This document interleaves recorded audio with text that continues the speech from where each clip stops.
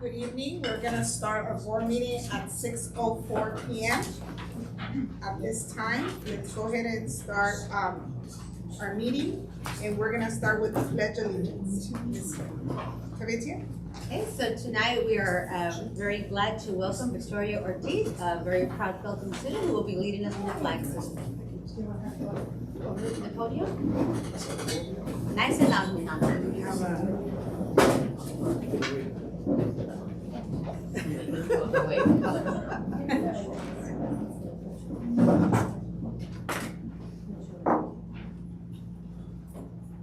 Put your right hand over your heart. I pledge allegiance to the flag of the United States of America and to the republic for which it stands, one nation, under God, indivisible, with liberty and justice for all.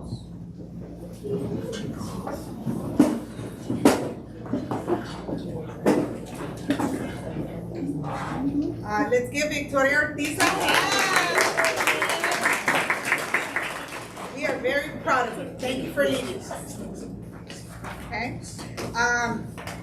So at this time, let me go ahead and do roll call. Dr. Fajardo, present. Ms. Vice President Angeles Gonzalez. Ms. Karina Cordero. Present. Mr. Burgess will not be here today. Ms. Cruz, she's not here yet. Okay, so we have 3 members present. We're gonna go ahead and move to open session. Approvals of tonight's agenda. I need a motion. Move by Ms. Gonzalez, second by Ms. Cordero. Is there any changes? Okay, Board President, and later in the agenda, we will be asking the board to adopt Resolution 302425, recognizing May 17th as Superhero Julian Day in honor of Julian Roque. Julian's parents are here tonight, and I'd like to ask if they can be acknowledged following the approval of tonight's agenda. Okay, so let me go ahead and move forward with the agenda. I'm gonna do the call for the vote. Fajardo, yes. Ms. Gonzalez? Sí. Ms. Cordero? Yes. Okay, so the agenda has been approved. Okay. This time, if we can go into our presentation. Recognitions. Yes. And first, it'll be Julian. But I love the enthusiasm.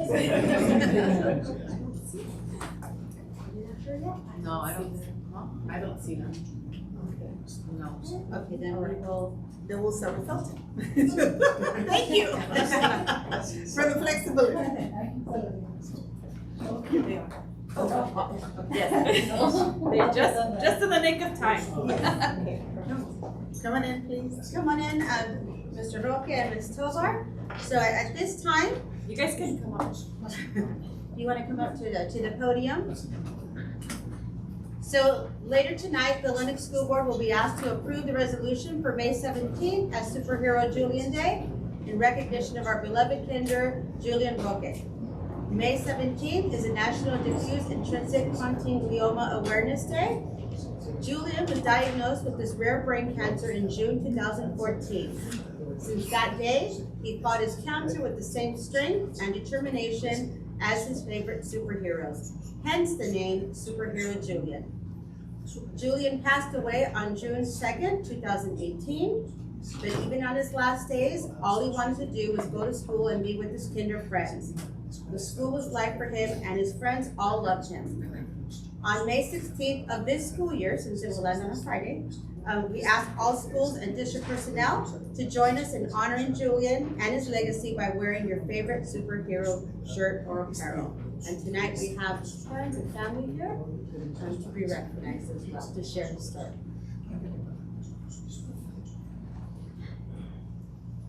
So I have 2 things to be thankful for, but before that, I'd like to introduce myself.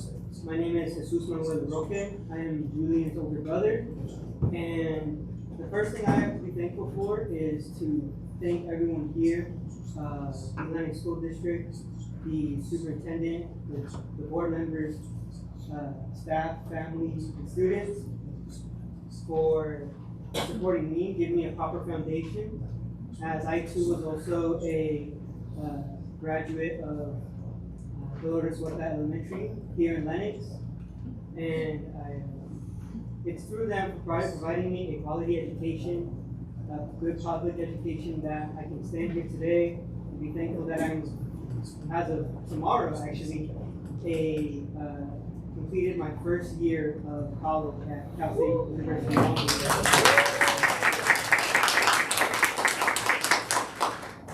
So thank you so much for that. And secondly, on behalf of my family, I would like to thank everyone else that I mentioned for the team support of our family and the initiative of Superhero Julian and the foundation supporting our toy drive.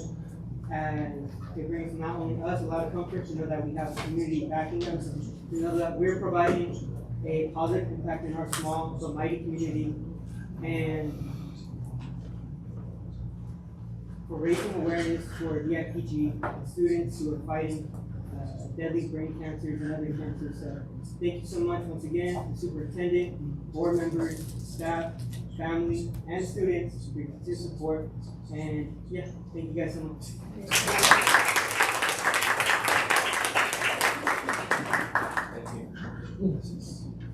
Thank you for coming. For the record, Ms. Cruz has the right. Welcome, Ms. Cruz.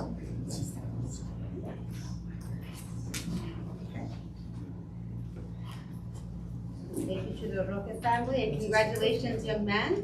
Continued success in your college endeavors. Okay, so we're gonna go ahead and move on to our school updates. Tonight, we have the Felton Falcons here with us to share some of the wonderful things taking place at Felton, and their proud leader will be leading that presentation, Mrs. Nora Martinez.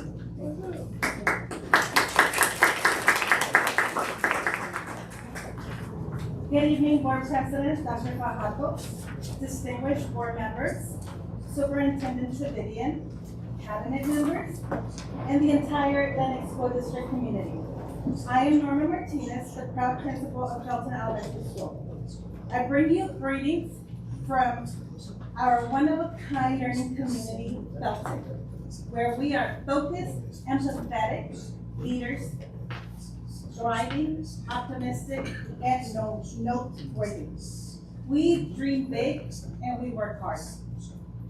I want to acknowledge all the Falcons that are here tonight, including staff members, former Falcons, dedicated families, and of course, our incredible students. Can we give them a round of applause? I hope everyone has enjoyed the beautiful spring season. We are now in the final stretch of our school year, and at Felton, we are focused and determined to finish strong. With us tonight are our amazing Falcons representing kindergarten and 5th grade. As you know, we are currently in the SBAC testing window, an exciting time when our 3rd through 5th grade students get to demonstrate all they've learned throughout the year. At Felton, we have a large population of SDC students, and they too are participating in either the SBAC or the California Alternate Assessment, also known as the CALC. Our SDC teachers make every single day a meaningful learning day for our students, as you can see in some of the slides. Now, Ms. Kenny Hernandez will share what we did to kick things off right and strong.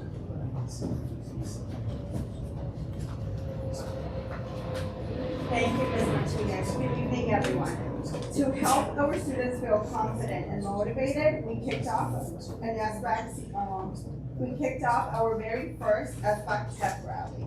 During this event, a panel of 5th grade students shared their experiences and offered advice about the SBAC, followed by a fun sing-along to the 12 tips my teacher gave to me, and a powerful chant, "We can do hard things." The next day, we kept the momentum going with our annual BMX show, which filled the campus with energy, excitement, and inspiration. These moments not only lifted spirits, but they reinforced test-taking strategies and reminded our students that they are prepared and capable. This energy ties directly to one of our key instructional goals this year, elevating academic rigor. Across classrooms at Felton, teachers incorporated constructive responses, challenge problems, error analysis, FIAB and IAB practice to deepen students' thinking and strengthen their ability to explain their reasons. One powerful example is from Ms. Gutierrez's class, where students stepped into detective mode to identify and fix errors from their Unit 8 test. Her classroom became a math crime-solving headquarters where students worked in teams, used academic vocabulary, and presented multiple strategies to solve the problems. It was rigorous, it was fun, and student-centered. But just don't take my word for it, I'll let you see it for yourself.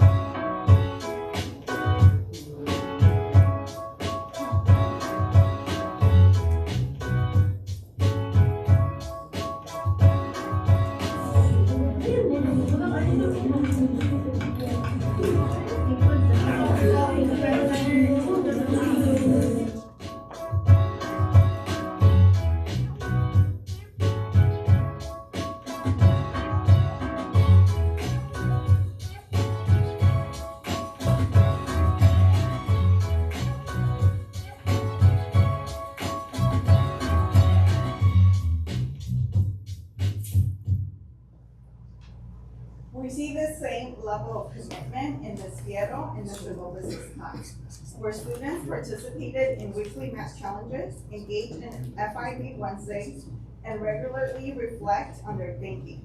These consistent practices are helping our students grow, not only in their math skills, but also in their confidence as critical thinkers and problem solvers. In fact, you'll be hearing directly from some of their students shortly. Our students are ready. They've worked hard, built strong habits, and they're proud to demonstrate all that they've learned.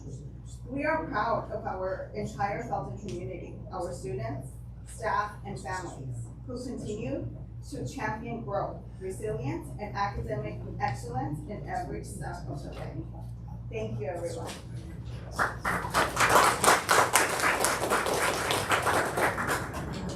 At this time, I am extremely proud to introduce Victoria Ortiz, a thriving kindergarten student from Ms. Palma's class. Victoria represents the heart of our mission. She is joyful, empowered, and growing every day, and she'll talk a little bit about her awards that she's received. Good evening, board members of the Lennox community. My name is Victoria Ortiz. I am a kindergarten student at Felton Elementary School, and my teacher is Ms. Palma. My goal is to be a singer when I grow up. This year, my dance team won first place in all competitions, and we are grand champions 3 times. I'm here to introduce the 5th graders. Please help me welcome Jeffy, Susan, and Nicole. Thank you.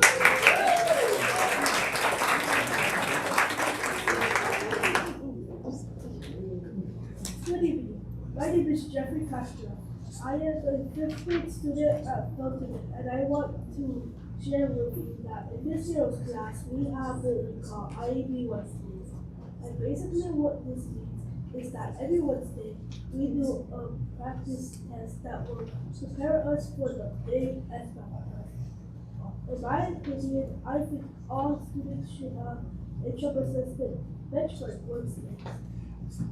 My first reason is that students will be able to improve their scores on the SBAC state test. They will be able to understand the questions by asking their teachers for help when going over the practice test. It allows students to fix their mistakes and understand the questions better, thus preparing you for state testing. My second reason is that IAB Wednesdays allows students to worry less about state testing. It allows students time to learn without stress about the test. It also builds confidence, and getting familiar with the test is always a good idea. By doing IABs on Wednesdays, It gives students opportunity to learn test-taking skills by doing IEPs every Wednesday. The students will be able to build stamina and remember what to do in the real test. My final reason is that the rewards for doing well on the IEP makes students feel like they can do anything they set their mind to, and it allows them to try to learn and stay motivated to do well on the actual test. My classmates and I are excited to do IEPs now. It helps us with our grades and meeting our academic goals. In conclusion, I think all 5th grade students should have IEP Wednesdays.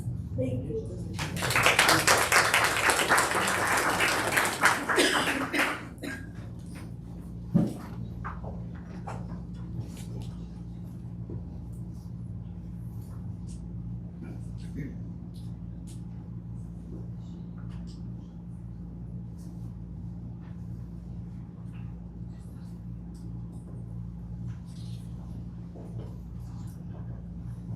Good evening, Lennox community. My name is Lisa Castellanos, and I will be talking about air analysis. And you may ask, what is an air analysis? An air analysis is when you look at test questions and find your mistakes. It is a sheet of paper where you write down your mistakes and analyze them. So that you won't miss on that problem again. And they also help you by getting better grades and not forgetting about lessons.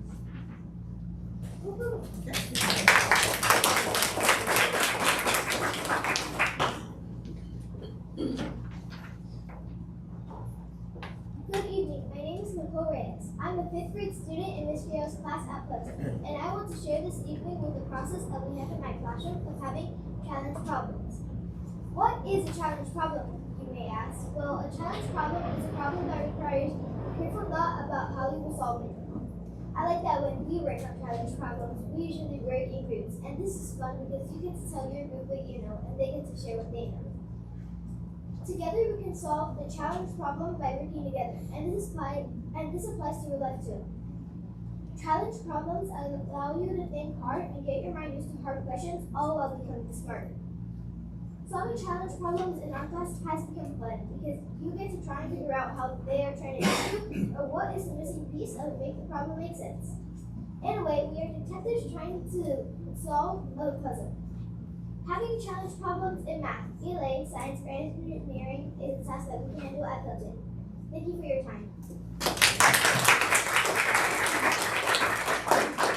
Thank you so much, Falcons. I am very, very proud of all of you. And thank you, especially to Jeffrey. He was under the weather. He wasn't feeling well, and so we didn't know if he was going to make it today. So thank you all for being here today.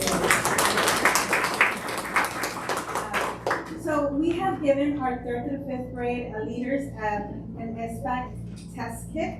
Well, it's something like this. And every student received one, each with a special meaning of the things that are in here. So they received a pencil to remind them to stay sharp and focused, a sticker to encourage them to stick with it even when it gets tough, a ring fidget because we know it helps to keep calm, a bottle of water to keep them hydrated and their brain in top gear, fruit snack for those moments when they need a little pick-me-up, and a mint to remind them that you're meant to succeed and do your absolute best. Most importantly, having a positive attitude and believing in themselves. So a big shout out to our wonderful parent liaison and our parents for putting these testing kits together, and to our CPA for passing them out and ensuring all our test takers have one. So at Felton Elementary, our mission is to have all stakeholders take ownership, working together to provide all students with the highest quality education that excels in meeting the social, emotional, and academic needs of all students to be successful in the 21st century. Our vision is for 100% of Felton students to have resources and opportunities to successfully transition to college and career. At Felton, we have a supportive and inclusive culture. We value academic success, family and community connections, and resource equity and efficacy. We are in alignment with the Lennox School District, and we thank you for your support. Thank you.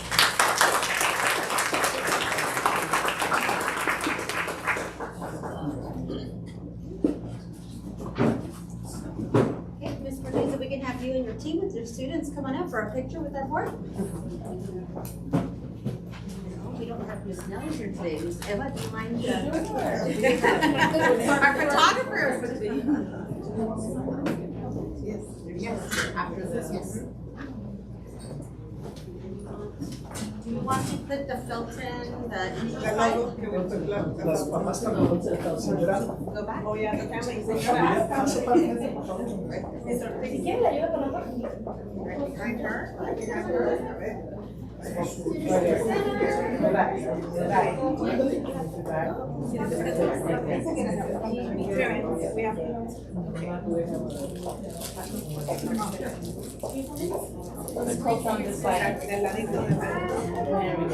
Ready?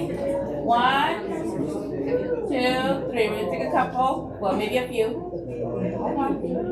Felton forward. Thank you. Oh, anybody else?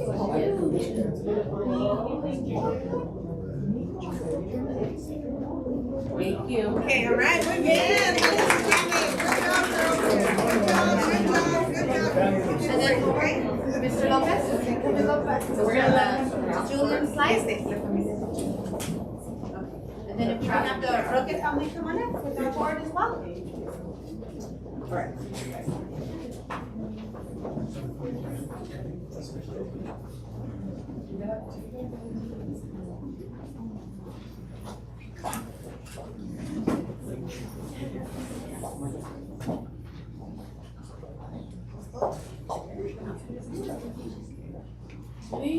1, 2, 3.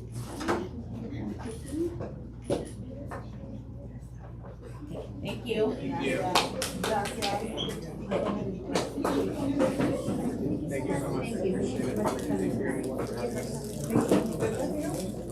Keep on making us proud.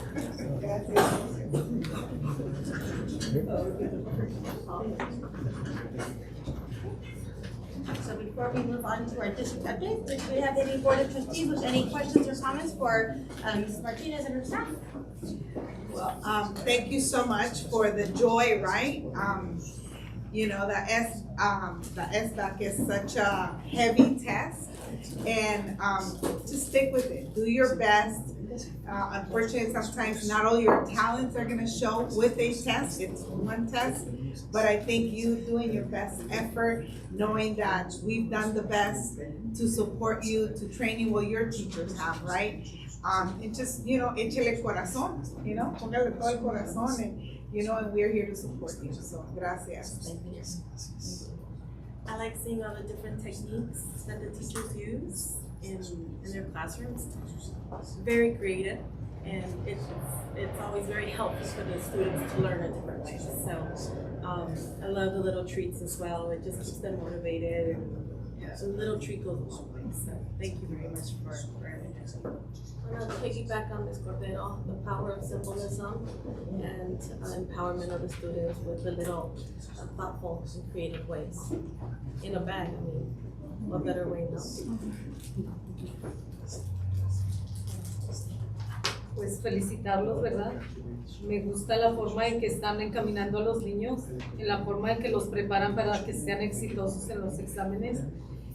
Creo que eso es lo que está llevando a Felton a subir sus números, y pues felicidades al equipo y a los estudiantes también. Tienen un gran equipo apoyándolos y estamos muy orgullosos del éxito de todos. Felicidades. Thank you.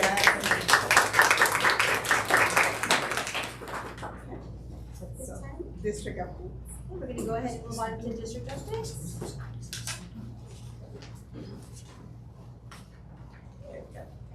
So once again, good evening to our Board of Trustees and our Lennox community. I know it's a day late, but I did want to wish everyone, not only here in our boardroom, but as well watching us on YouTube, but just wishing everyone a belated Happy Mother's Day. Whether you're a mother, a grandmother, an auntie, a fur mom, a foster mom, or just a mother figure, our role is a difficult one, sometimes challenging, but always rewarding. So we thank you for all that you do. We know that most of the work is always sacrificial, but we do it to put our children first. So thank you, and Happy Mother's Day to all of our mamas. Our next slide, I know we had Cinco de Mayo, and I want to congratulate our wonderful LMSTA leaders for putting on a wonderful event. And here you see one of the big highlights is our own Lennox students performing and really celebrating that wonderful thing that, embracing our culture and really highlighting that for all who are in attendance. So we thank, like I said, not only LMSTA for that partnership, but for all of our dancers as well. So we are in the middle of a staff recognition, and whether you're certificated or classified, we want to just share with you that we honor and we appreciate all that you do. Thanks to our Board of Education, our school staffs have been receiving a delicious taco luncheon. I believe our district office gets theirs on Friday. So looking forward to that piece. But just a wonderful time just to celebrate them all and thank them for all the hard work that they do. We know that the month of May is a little heavy with SBAC testing and report cards and all those wonderful things that come at the end, but they do it with a smile, and as you can see through Felton's presentation, our teachers look for ways to motivate our students and keep them engaged. So we thank them all, and we just, like I said, appreciate all the work that they do to prepare our students and place them on the flight path to success. So with that, we're going to go ahead and move on to personnel services with Mrs. Castellanos' updates. So good evening, board members, community. Mine is a short update. It's one slide, but it's a lot of work behind it, and it's about staffing. So we've been working hard in our department to plan for staffing for the following school year. We had meetings with every single principal last week on Thursday to review everybody's enrollment numbers, staffing needs, and so we will continue to be doing that work every month until the start of the school year. So that's my update for you this evening. Okay. Go ahead on to business services with Ms. Ilyas. Good evening, Lennox community and Lennox board.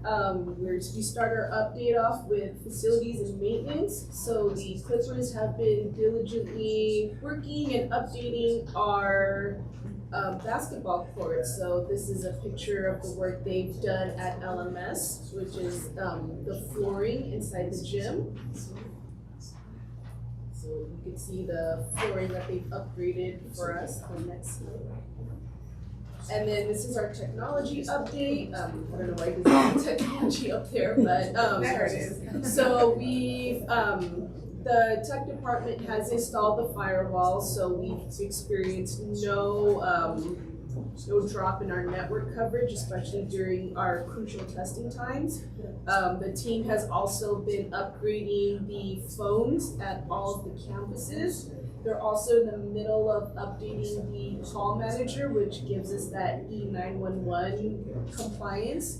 And they've also been maintaining the servers, so they've upgraded the appliances, so we could perform better and have that security. And then the team is also developing a plan to improve network resilience and get us compliant with cybersecurity measures. Next. And then finally for nutrition services, they celebrated National School Lunch Hero Day. So you can see the photos of the cafeteria staff and some of the students from the different school sites. So the one with the kids is from Buford, the middle photo is from Jefferson, and the one to the furthest one with the actual sign is from Huerta. So congratulations to Francisco and his team. And next we go on to instructional services, Mrs. Blanco. Thank you, Mrs. Davidian. Good evening, board members and our Lennox community. So as far as enrollment and attendance, all of our schools are continuing to enroll for the 25-26 school year. And as Ms. Castellano says, we're monitoring our enrollment and our staffing for next year. April was a short month, but it was a mighty month in the area of attendance because our average with all of the schools was 94.3, which was one of the higher months that we have had. And a big shout out to Buford Elementary that got our first place. So thank you, Buford.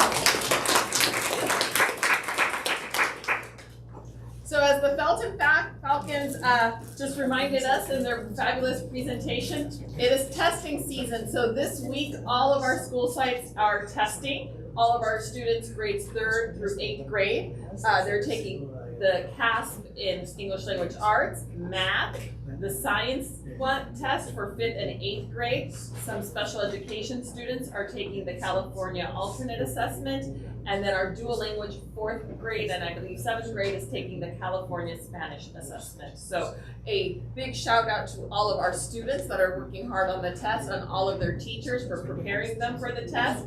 And a special shout out to our technology department because the server worked and we are up and running and it's running smoothly, so thank you. And then we've got some upcoming events early in the month of June that I want to invite our board members to. We've got our health fair, which will take place at LMS on Saturday, June 7th. This is the event where we partner with UCLA to bring the community lots of resources such as screenings for blood sugar, cholesterol, vision. We're going to have some food and produce farmers markets, and some other raffles and fun times for all of our parents and our students. And then we have our annual SWAN Math Bee for our 3rd grade students, and that's going to take place Wednesday, June 4th at Jefferson School, starting at 8:45. So I encourage all of you guys to come see our wonderful mathematicians. And then at the end of the month, LMS will have their open house, which is an event that they do at the very end of the year, which is student-led. So it's not necessarily going to every classroom, but the students are going to lead their parents in showcasing everything that they've done throughout the year. So that's going to be on May 29th at 5 p.m. at Lennox Middle School. And then we have the last week of school, all of our promotion ceremonies there listed. So we hope to see you at as many as you guys can possibly attend. Thank you so much. We do have an update for our Superintendent's Advisory Council. So I'm happy to update the board that we had our second meeting on May 6th. We have a very engaged and passionate committee that truly understands their roles, and soon we'll be creating some options for future recommendations. If you see here our agenda at this last meeting, once again reminding everyone of our purpose, the process and the timeline of being able to look at options, looking at data. Mr. Taylor was able to really break down the enrollment patterns in terms of trends, what year, and it really all, focuses back to, birth rates. We don't have enough kindergartners being born, so we need to find ways to be able to mitigate, some of that impact that it has in our district. They began the conversation about talking about efficiencies, the cost to run an actual school site, and they began the conversation about discussion and looking ahead to what next steps we need to take for our next meeting.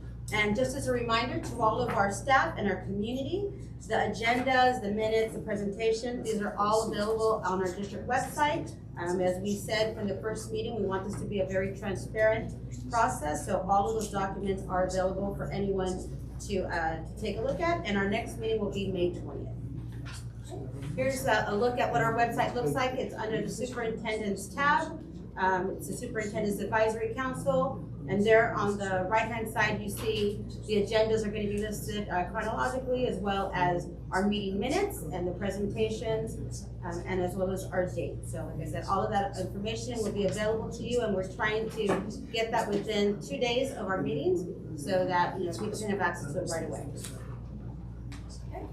For our community updates, we were gonna have LMSTA come and provide a presentation on their school authorization that's gonna be coming soon. But with all of the end of the year and testing, they've asked us to give us a little more time. So we hope to have them at one of our June presentations, just to sort of give a recap of the great things taking place at LMSTA. At this time, do we wanna take a break or do we wanna push forward? How does the board feel? Do we need a break or do we need a break? Let's just move forward. Thank you. All right. We're gonna go ahead and move forward. Just before we go back to the syllabus, I did want to share to the board, this will be our standby slide. As we had talked about, we wanted to make sure that it has the information that we are in closed session, as well as information on enrolling, and we thought we captured our nice kiddos there, smiling at our families. So that will be on display on hold when we are in closed session. I'm gonna say thank you to Felton, gracias, thank you so much. Good night.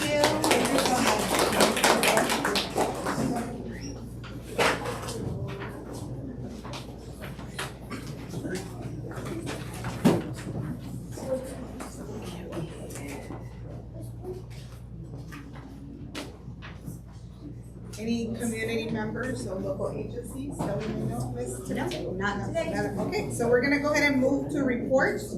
Lennox Teachers Association. Okay, CSEA. Okay, superintendent. Well, I do have a report. So good evening once again. Just a couple of announcements for our Board of Trustees. That this Saturday, we do have our special board meeting, where our topic is gonna be our fiscal challenges, and that's gonna be starting at 9 a.m. here in the boardroom. Unfortunately, it's also at the time of the Regional Take Part Festival, in which, some of our students, especially our lead dancing, will be performing at Musinger High School at 10:10. But if anyone in the community wants to go and support our students, please do, and give them a big shout out for the wonderful talent that they always display when they perform. They make us very proud. So, Mr. Chen, let me ask, is everybody here in the board available for Saturday?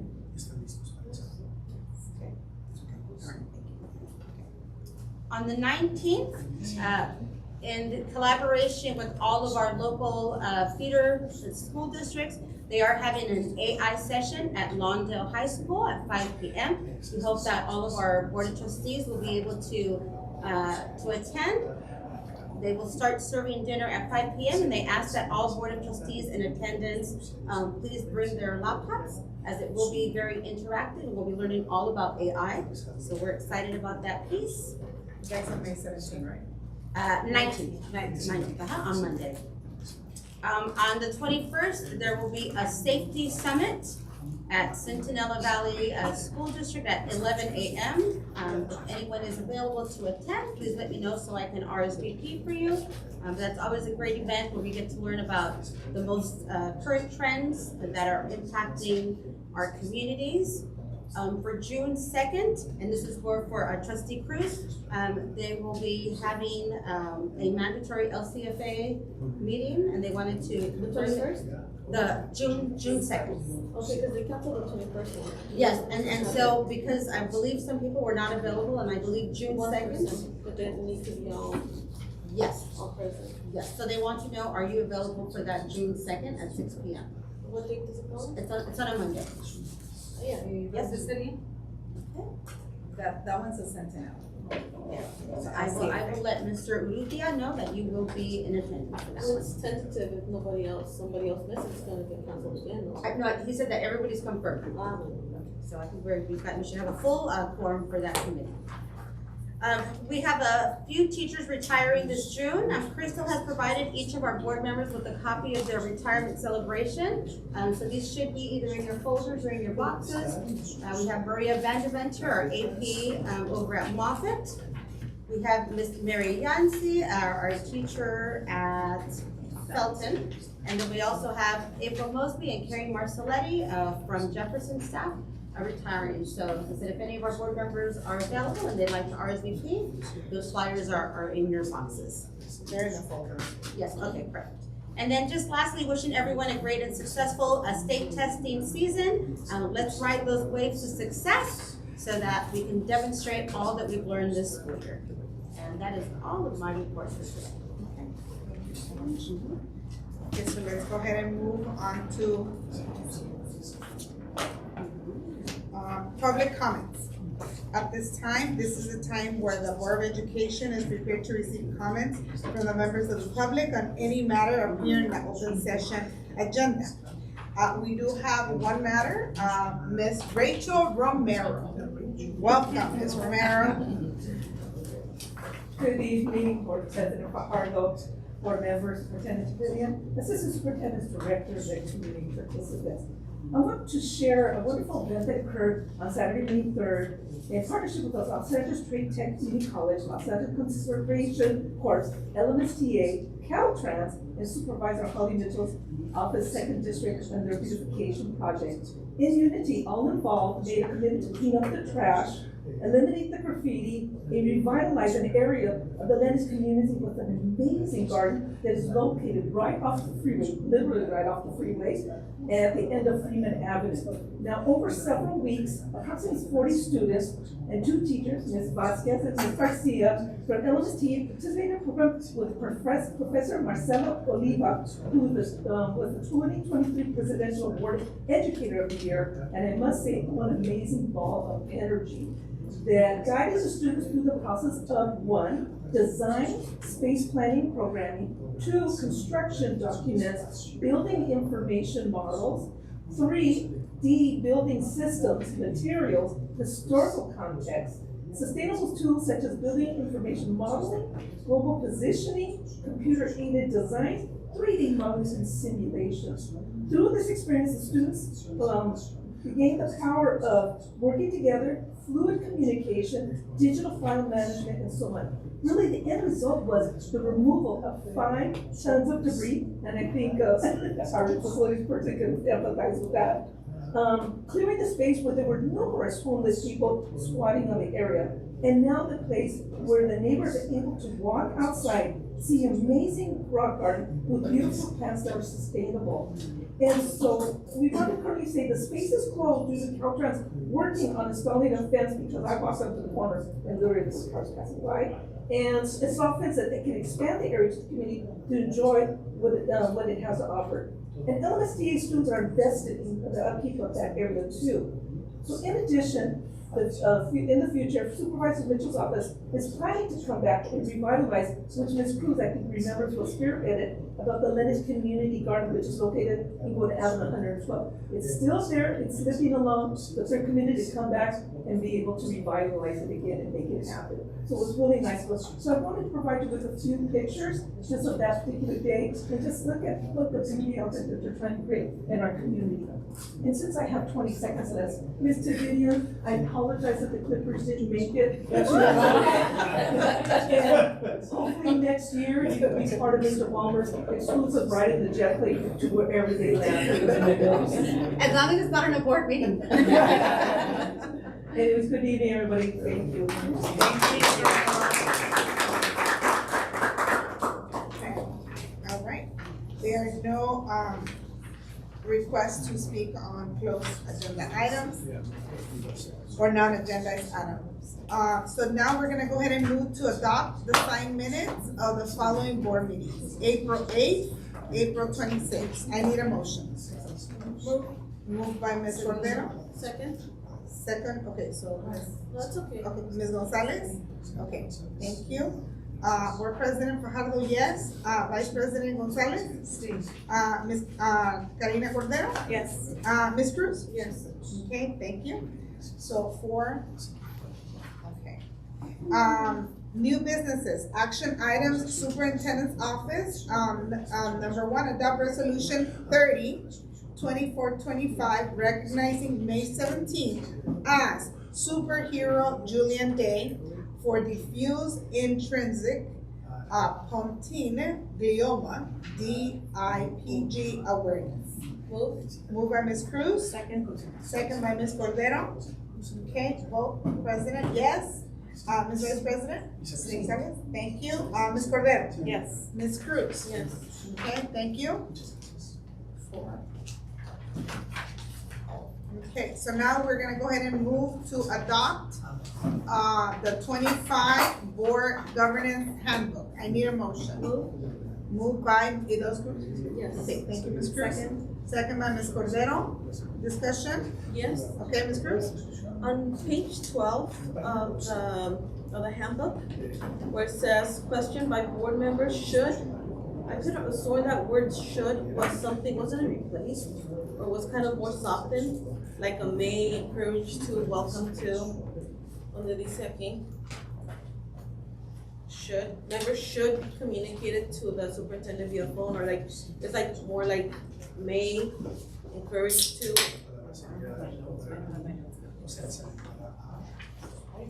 Point of clarification. That's kind of like you don't should, like you have to, like it's more like courtesy, like may.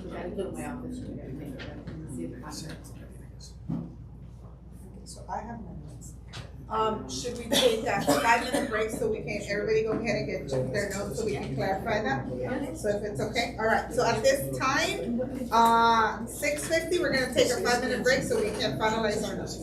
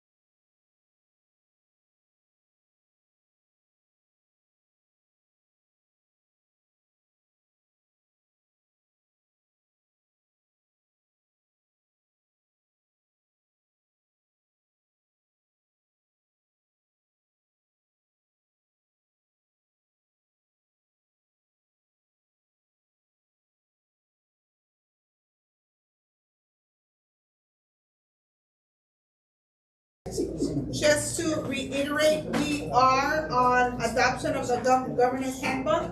We are at the time of comments.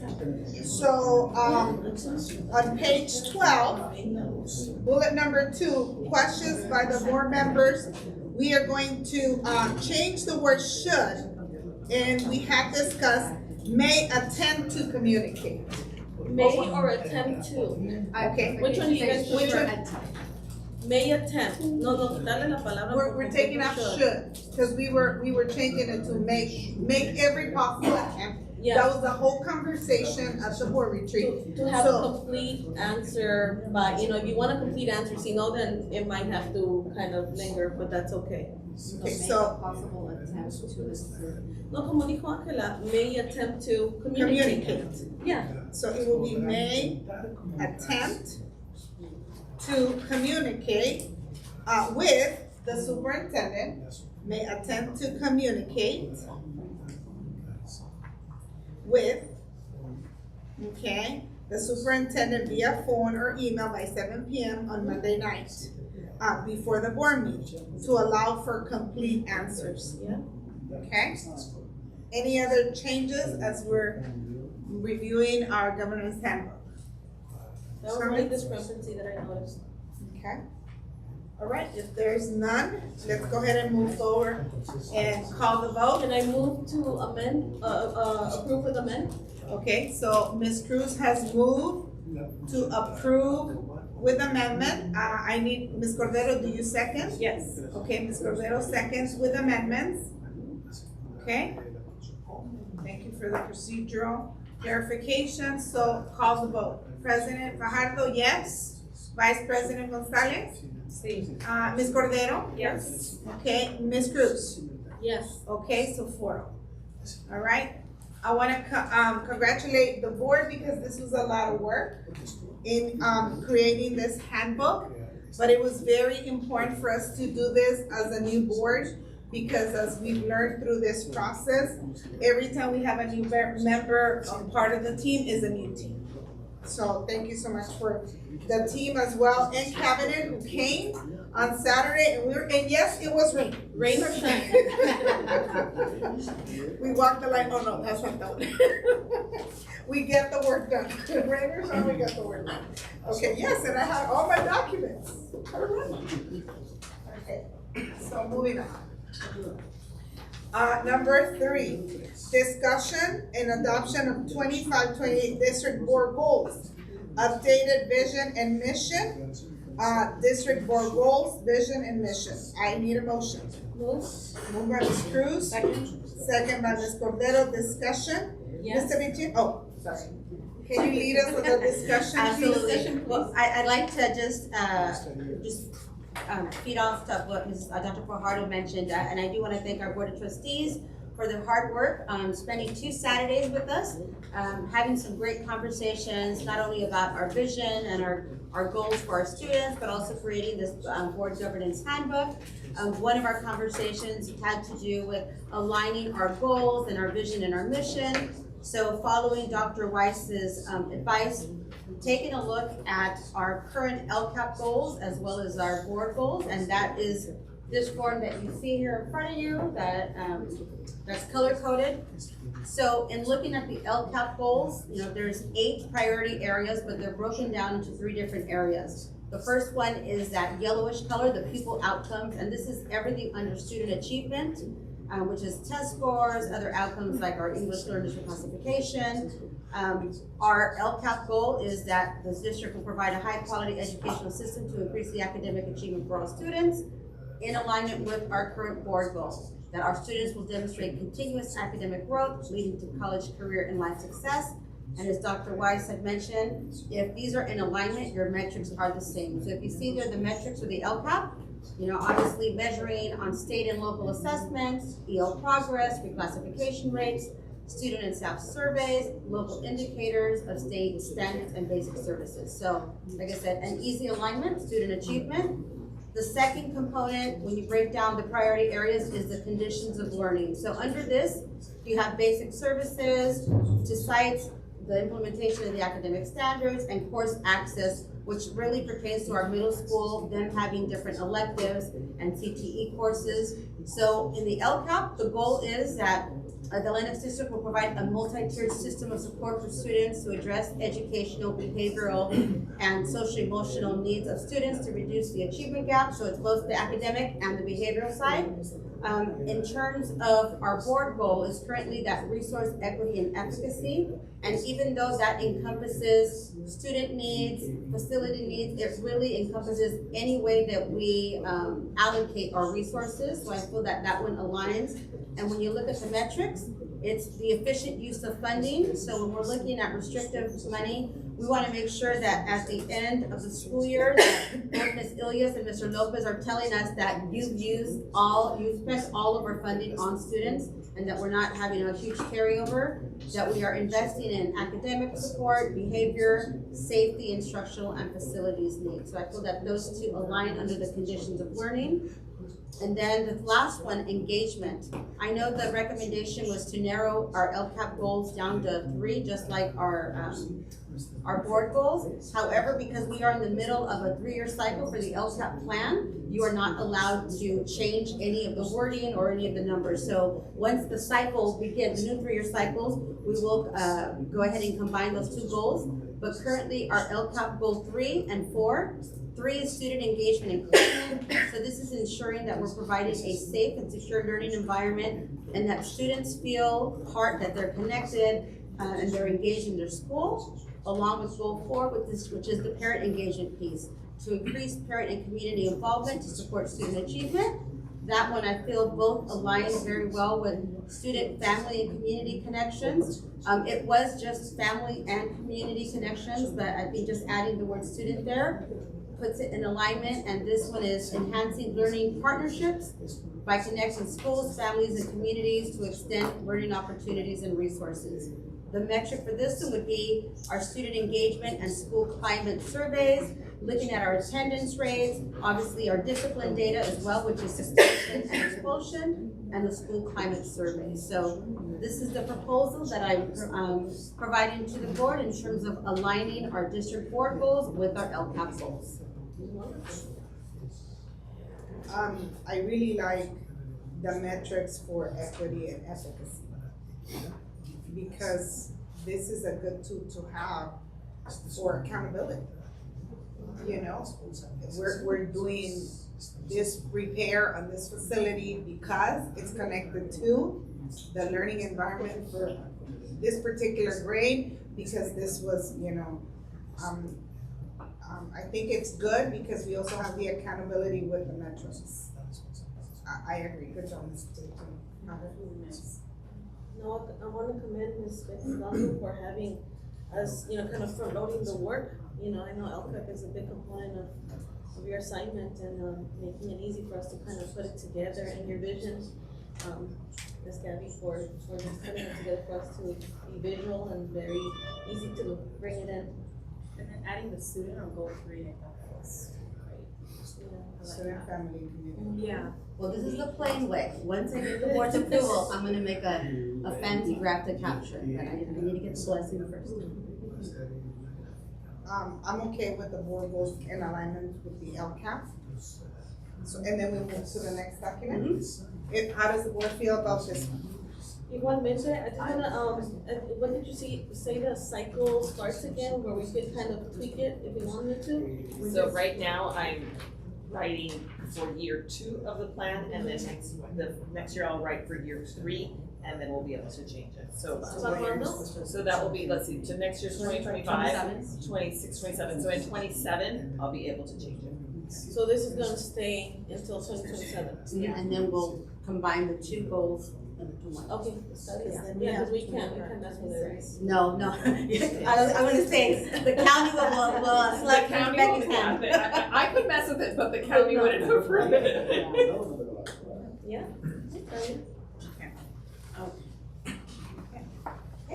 So the next piece, we wanted to take a look at the vision and mission statement. And once again, I commend the board on just being committed to once again carrying on the vision. And we did change the language, and I think we all agreed at the time that every Lennox School District student successfully transitions to college or career, not that they will, but that they successfully transition. One of the recommendations from Dr. Weiss was inverting that, right? So the mission was truly the vision, so I went ahead and do that. And one of the things that we talked about, I think everybody on the board was in agreement that the cradle to college is something that everyone is still very passionate about. The whole piece of community, embracing our partners, the whole culture of caring, which is obviously all the work that we do with social emotional learning. But the fourth one, the continuity, was the one that I'd asked the board if I can have a little creativity and bring that back. When we think about our students and when we think about preparing them for college and career, two words, and obviously trying to keep it the C, competitiveness as well as career readiness. So these are the two that I'd like you to take into consideration. Can I make a suggestion or? Absolutely, yes. Tackle it? I kind of like the competitiveness, but se oye muy competitive. Yes. You know, muy acá. So I was thinking more like a championship mindset or champion mindset. It starts still with a C. But we're trying to connect it to career readiness, right? So if you look at preparing students with Readiness the se me hace como la escuelita. but Career It's minded. like already in the preschool.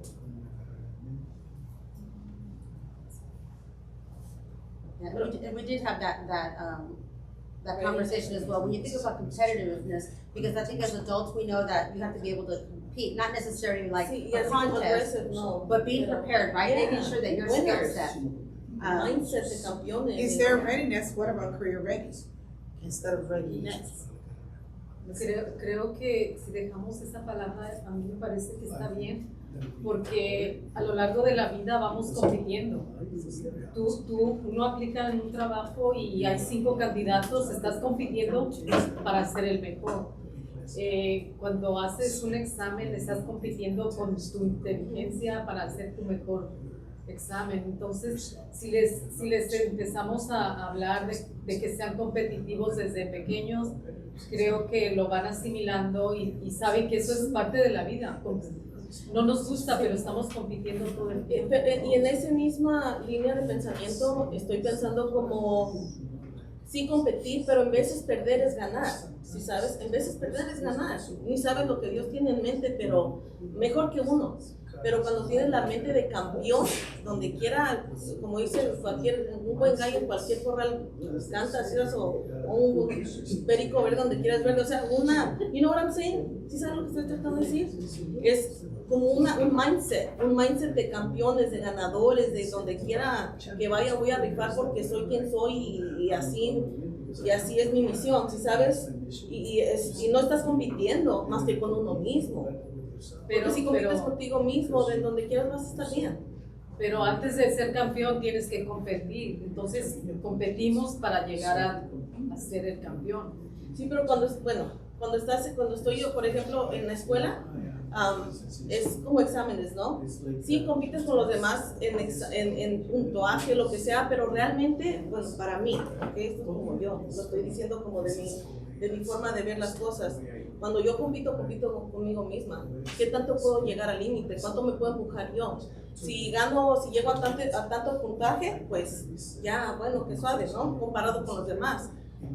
Pero, por ejemplo, si tienes una persona que tiene necesidades especiales o algo así, ¿no? Imagínate que gacho tienes que competir, ¿sí sabes? Pero sí sabes como con lo que es normal. No existe la normalidad.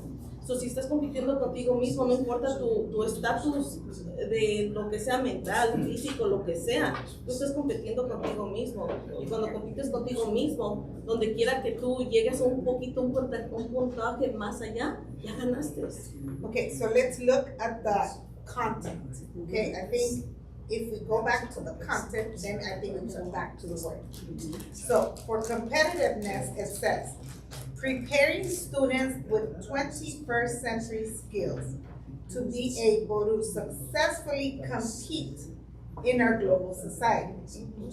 Okay? So, compete. And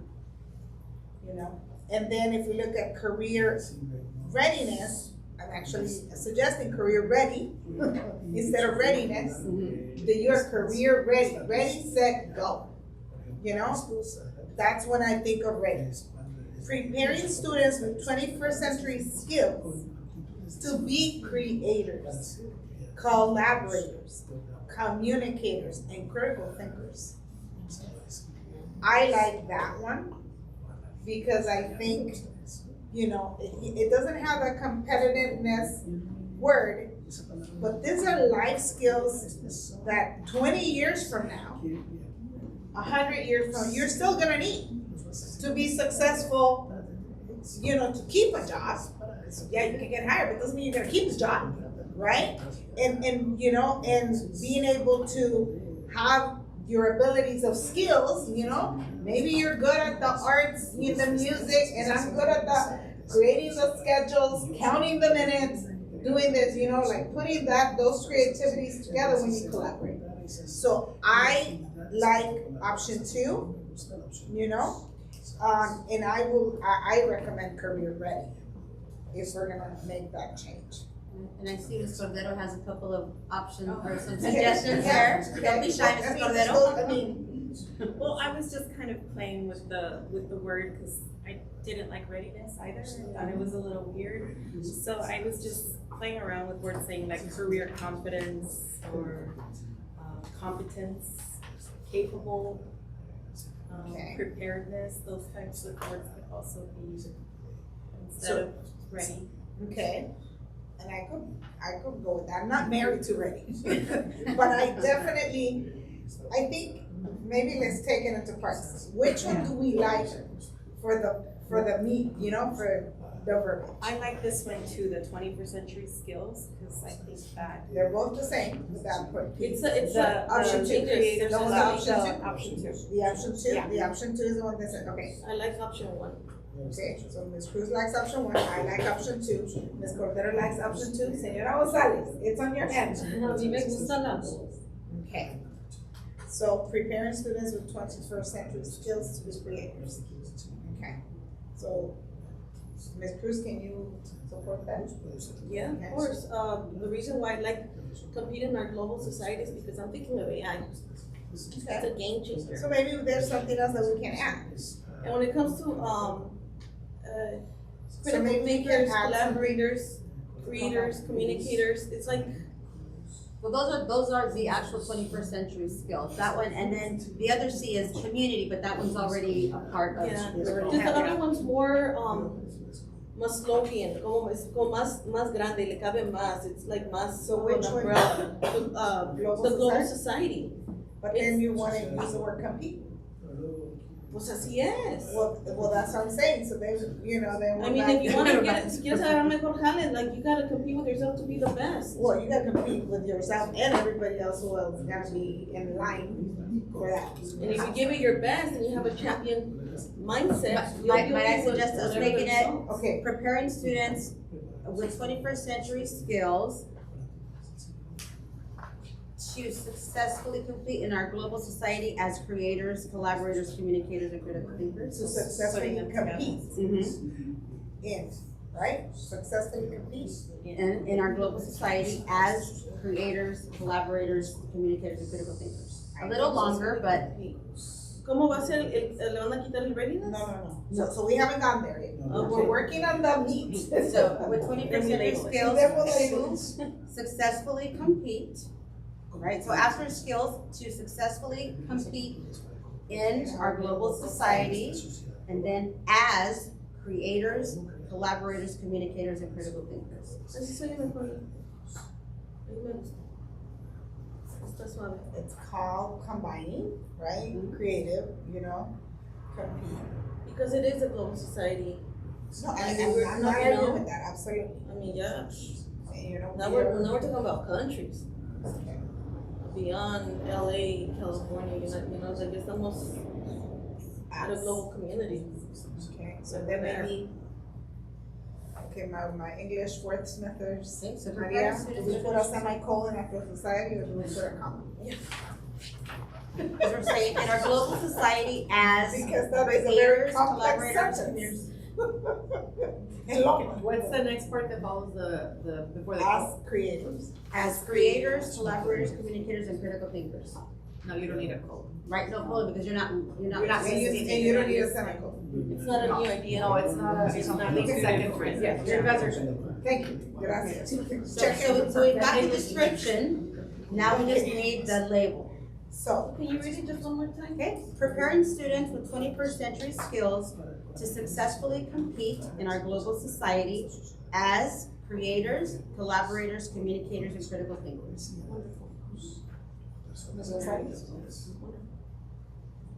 okay, so we got that part. Now let's go back to the, okay, to the competitiveness and career, okay? Readiness, so. So we have champion mindset, we have career ready, we have career prepared or career competent. I like competent. I like career competence. I don't like career competence. Que como estoy competente, like, no, súbele más. Beyond competency. It's like it has a limit. We don't want limits. Not for our kids. Well, we agree that we want them to be career something. We agree with that. Career champions, how about that? And whatever they choose. I don't like champions. Salvo que los hagan winners. We are the champs. Nice, el campeón tiene. That's for Gabby's team. You guys are just. No, pero los que nos gusta el libro. I'm glad that my heart can withstand so much pain. En español. So now let me consult. ¿Cómo se diría en español? Career champions. Pues en este contexto, campeones, pero está hablando de algo como un campeonato en español tiene más tendencia hacia una competencia deportiva. No tiene nada que ver con una carrera o con cosas de la vida. Si quiere, en español.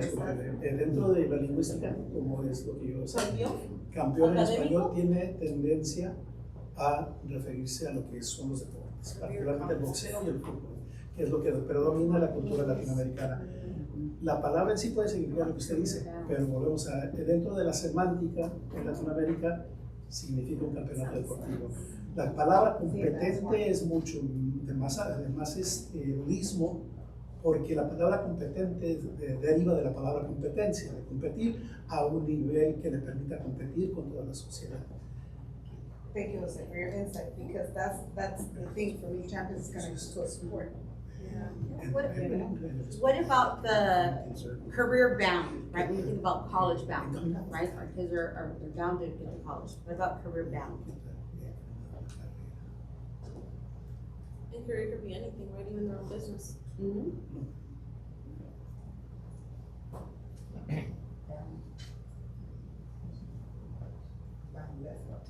Yes.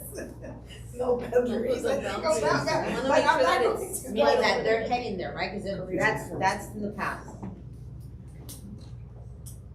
And different, and throughout, different programs, career bound, career, upper bound, like these are all. College bound, college bound.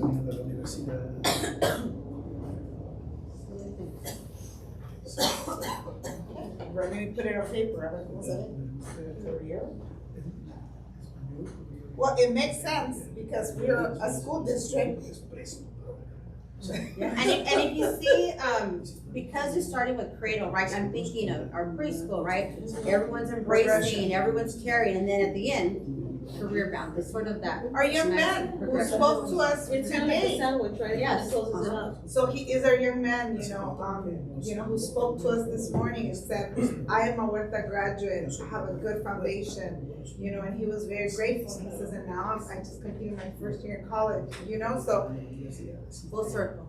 Yeah, I mean, he was great. Julian's older brother, you know, his words are very moving, you know, connecting it to the work. And I like the word bound because it gives me a name. It gives me like it's a moving target. So you see like the Whatever, road, right? yeah, I see like a flight to success. On the flight to success, yeah. Like, Okay, so I think we got it. Gabby, good job, yes, okay. And just to give the board a peek, so when I think about visuals, right? We've got our vision, we've got our mission, and then now that we have career bound, then we'll change the sort of the logo and obviously our elements, kiddos graduating, so. Career bound. B-O-U? B-O-U-N-D.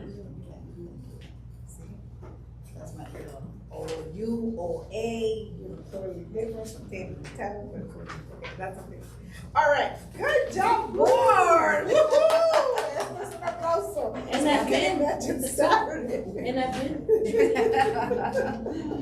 All right, so at this time, okay, so we have had our discussion for our vision and mission. We're gonna call the vote. So President Fajardo, yes. Ms. Gonzalez? Sí. Ms. Cordero? Yes. Ms. Cruz? Sí. All right, woo-hoo. Seguimos celebrando. Moving forward. Okay, so at this time, item number 4, discussion of board bylaw 9150 student board members. Okay, yes, so at our last meeting, our trustee Cruz had asked if, once the board bylaw was rescinded, could it be brought back for reconsideration or for a first reading? So I did crime research, and the answer is yes. The policy, this new one that's been proposed by CSBA, is specific to high school students. However, I did look up my old districts because they do have, they only go to middle school and they do have a student there. So it would be up to obviously the board to present it, and if the answer would be yes, to basically bring back the board policy or the board bylaw for reconsideration in a first reading, and the language would have to be changed. So obviously it would have to be to a middle school student, and once you change that language, then you'd have to be very specific. How is the student to be selected? For how long of a term? Is it going to be an application process or a petition? What will be the true roles and responsibilities in terms of what can they and can't they vote on? Because obviously we can't have students voting on personnel items and they're not. And also, we don't want to keep them all night. Yes, because they do have their homework and, you know, their other responsibilities. We also would have to agree to and put in the language of training. The high school one actually has compensation and high school credits. Obviously, that wouldn't apply. And then also we have to include what would be the process to eliminate the student board, because that has to be also very transparent. So that's all the requirements that would need to take place if and when the board is ready to move forward with that process. But I did want to come back and give you your answer that yes, it's possible to bring back. And then when you do, you just have to make sure you have all that language included. So if we can look at the draft that this is from another school district.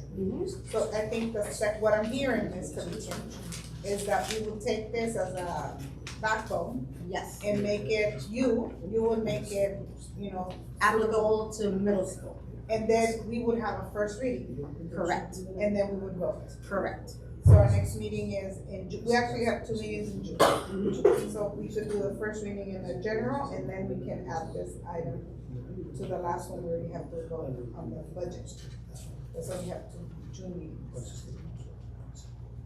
Is that what's directed to? So does the board want to direct the superintendent to do that, to go ahead and move forward and adapt it? So in June, we have a first reading, and then when we do the budget, we will include that item. Is that a yes? Okay, Ms. Cordero? So we're including this policy? No, she would make one. No, I know, but once she's made it, we're including this in our. So we would have a first reading at the next board meeting, yes. And this will be part of our, our board, items, or board policy, yes. And the cool part of it, once it's created, implemented, and action, we could actually start the process of looking for a student board member And CSU does for have. next school year. They have some recommendations, but they also, basically they're recommending the district to make sure that you take time to train them, that they don't just show up. But I and- remember there were workshops for them, for student board members at CSBA. And I could definitely reach out to them and find out what trainings they've sent their students. I know they do attend, but like I said, they've all been high school students. But we would have to, like, there has to be a chaperone. That, I know. So yes. Okay, so the directive is then bring back for a first reading at the June 10th meeting? And then, we will have a. Okay. Alright. Okay, next item, thank you, Ms. Secretary. So, moving on. Okay, number 5, adoption of the following administrative regulation bylaws. Board policies and exhibit A, B, C, okay, all those, I need a motion. Move by Ms. Cordero. I need a second. Second by Ms. Cruz, discussion. Yes, just any updates regarding, the bylaw 9224 oath of office or oath of proclamation, any updates? I do have that. I'm not sure. So, at our last meeting, Ms. Cruz had asked, in terms of the oath that was administered to Ms. Cruz, and I'm sorry, but I forget the gentleman's name, by Mr. Esparza. In terms of was it validated and what do you call it, after giving our information, when the first draft was given to LACO to inform them of who the individuals were, I believe at that time, Ms. Crystal didn't have all the information, and I think that when you had spoken to her, you had mentioned that you weren't sure if he was coming or not, and I think at that point we were thinking it was just So you a didn't friend. have the details. Yes, we didn't have all the details in terms, and so we found out after of his actual, his title. Yes, and once that was, the paperwork was already submitted to LACO. So once we clarified with them, they said, yes, if he is, a person who has to administer or follows the ed code, which he does in his board member position, so it is validated as his own provider. And so my question to you is, would you like us to resubmit the paperwork with his name? Okay, then we will go ahead and do that, and once we have that finalized, we will provide you with a copy of that. Thank you so much. Thank you, Ms. Etienne. Okay, so with that, can we go ahead and move forward and vote on the items here? We're present, yes. Ms. Gonzalez? Ms. Cordero? Yes. Ms. Cruz? Yes. Okay, business office, approve regular food services purchase order listings. I need a motion. Moved by Ms. Cordero, or is it Ms. Cruz? Ms. Cordero, okay, I need a second, please. Second? Second by Ms. Cruz, discussion. Is this the PO? The food services. Oh, no. All right, so call and vote, Dr. Fajardo, present, yes. Ms. Gonzalez? Ms. Cordero? Yes. Ms. Cruz? Yes. Okay, so C, food services items, there are no items at this time. Facilities, no items at this time.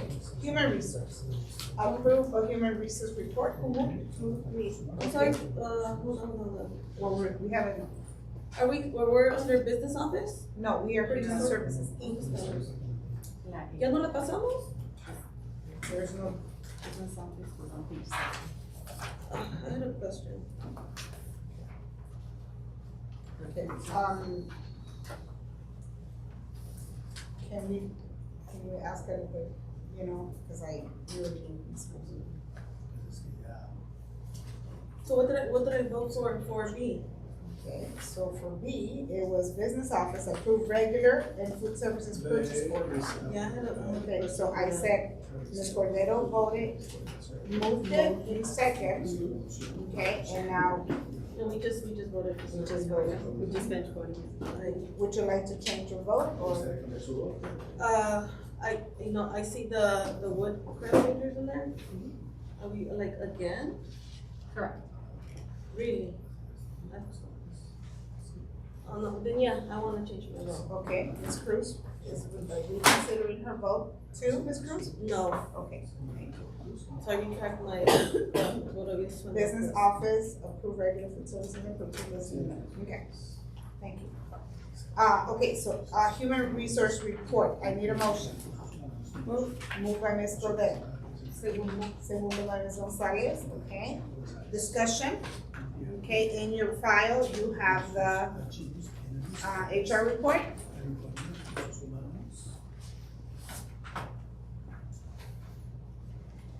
Mr. Etienne, discussion, yes, I see there's a lot of preparation for the summer.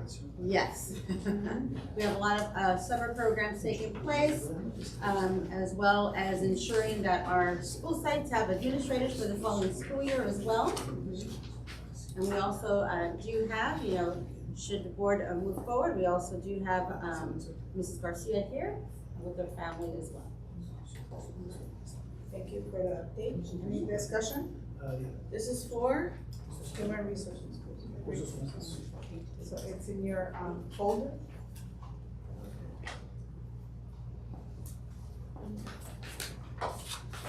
Any other questions?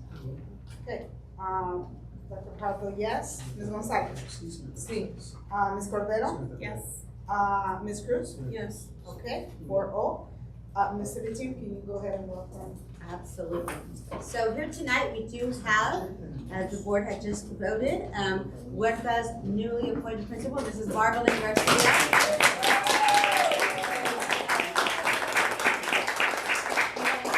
A little bit about Ms. Garcia. She is a proud product of the Lennox School District and has devoted her entire professional career to supporting the students and family of this community.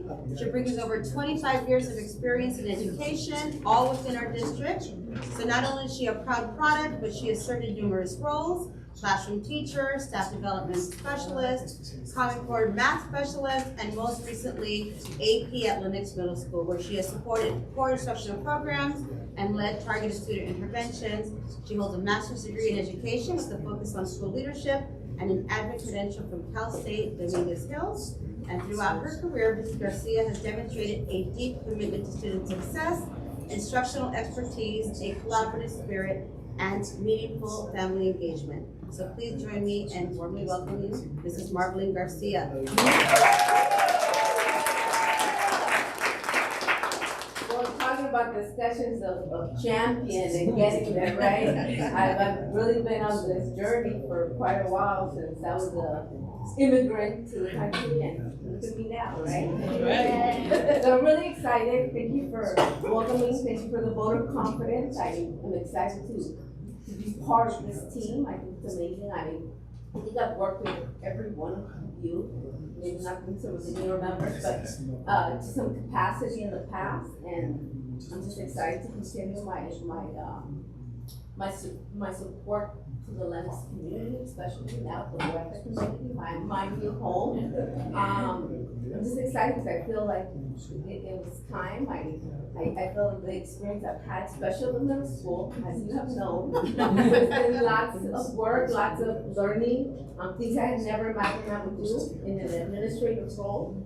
I've learned through the middle school, so I'm really blessed. I've had good leadership there, the support of the cabinet, working very closely. We've been doing a lot of administrative development through Mrs. Vivian and her guidance, so I'm just excited to put it all to work and really show my passion, my love for the Lennox community. Thank you so much.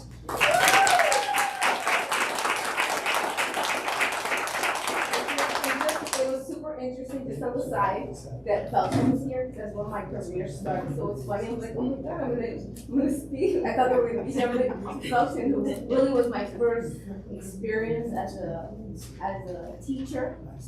I mean, I grew immensely. I was 21 when I started. My 21-year-old teacher with a group of students who I was there to where I'm at now. I think it impresses me a little bit. And I'm so happy that my family is here. My best is here to support me as she always has. So, all right.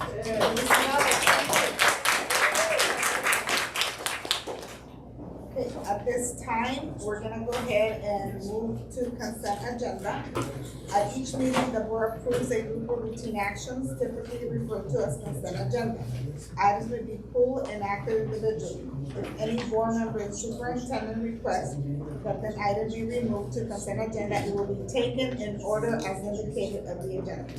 So before, we move, and second, can we go over, items that would like to be pulled individually?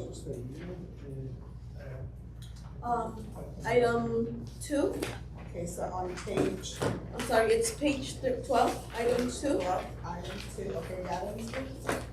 So that would be letter, hold on, It's letter C. C, So yes, C for two. food.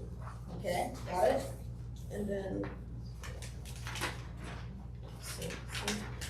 G, G, page number, G, underneath, 16, page 17.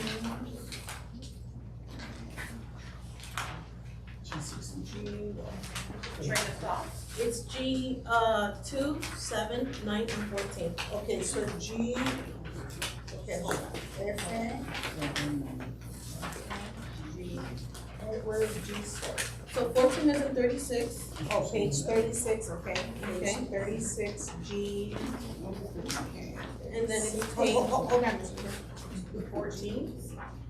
G, okay, page 36, okay, G 14, got it? And then 9, G9. G9, okay, so back. Yeah, play that backwards. G9, that will be on page 34, Yes. okay? And then 7, G7, which is, yeah, G7, which is on page 33. okay? And then page 30.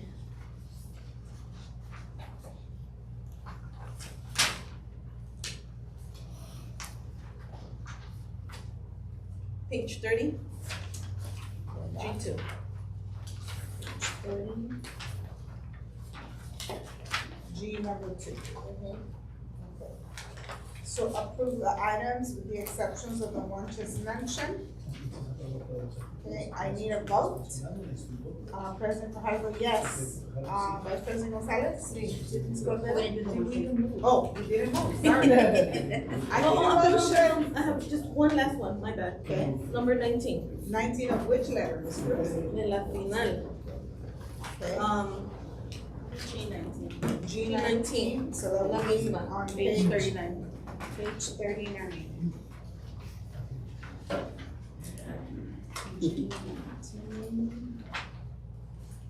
Page 39. Power School? Okay, all right. So I need a motion to move the items with the exceptions of the ones discussed. Moved by Ms. Cordero. Second? Second by Ms. Cruz. I will see. Vote. Okay, so President is yes. Ms. Gonzalez? Sí. Ms. Cordero? Yes. Ms. Cruz? Yes. Okay, so those items were 4-0. So now let me go ahead and go to item C2 on page 12. Approve salary expense for the following food services staff. I need a motion. Moved by Ms. Cruz. Second. Second by Ms. Cordero. Go ahead, Ms. Cruz, discussion. I see that our awesome cafeteria food service staff is taking care of our LMS youth dinner. And it's investing in our own. I love that, our cafeteria managers, cafeteria helpers, cafeteria substitute helpers, and kind of, instead of going out, we're actually going in and be investing in our own, giving people extra hours, a little extra, and that's wonderful. So I wanna see if that could be, and again, I'll put it to the board, for discussion. If you guys would like to do that for us, like instead, whenever we have our board meetings, instead of getting, Panda Express or Panera or whatever, comida de afuera, mejor comida de adentro, and invest in our own. If we do that, I wanna see a cost analysis. How much does it cost to cater versus all the other pieces?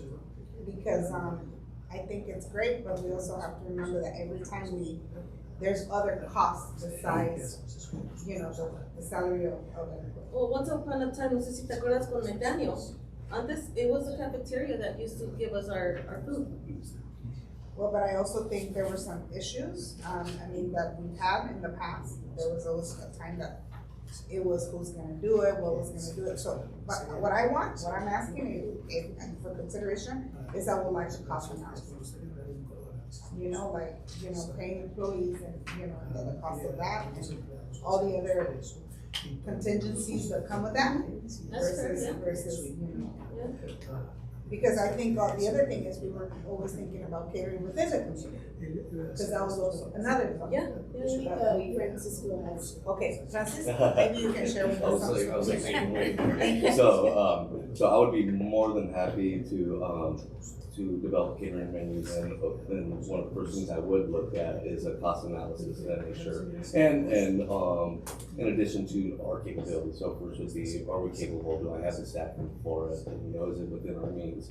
And then if the answer to those things are yes, then my next step would be creating menus and pricing it while staying competitive, but still, you know, at a profit, because we are, you know, self-funded and we have to cover our own costs and make a profit too, because for audit purposes, for non-programmed foods, we have to, you know, they do look at our income versus expenditure. So I would have to ensure that it's profitable without pricing myself out of the market and staying competitive. So I'm less than a year in right now, and one of my first priorities is revamping the menu for the students.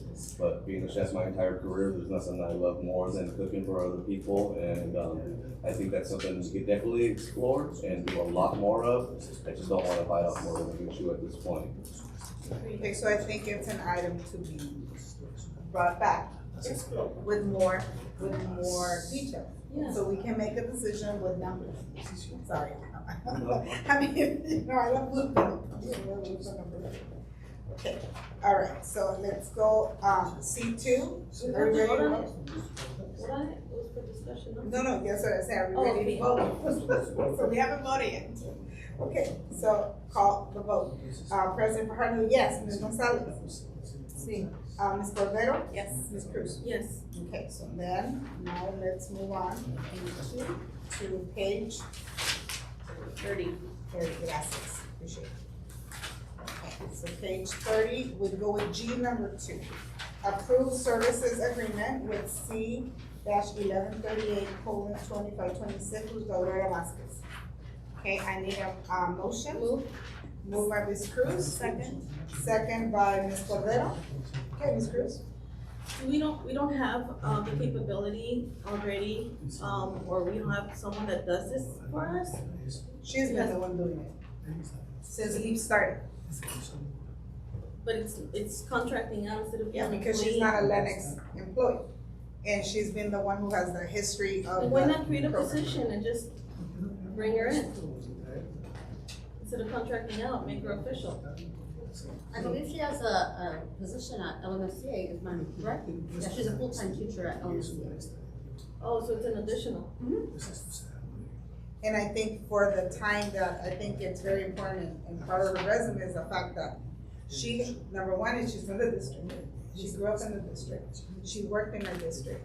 And since the inception of, you know, LEAP, well, why don't I let the director on behalf of Ms. Vasquez? Even before I was the director, since the inception of LEAP, Aurora Vasquez has been the leader. She started with LEAP actually, and she knows most of the she knows the reporting, the programming, the lesson plans, and now we have the opportunity to have her to help us do the reporting, and also our staff, because she'll go into the classrooms and say, hey, Marisol, sorry, Ms. Cruz. But you know what I mean, I'm trying to go you know, maybe you should try to do this with the students, and that's how she's also helping us.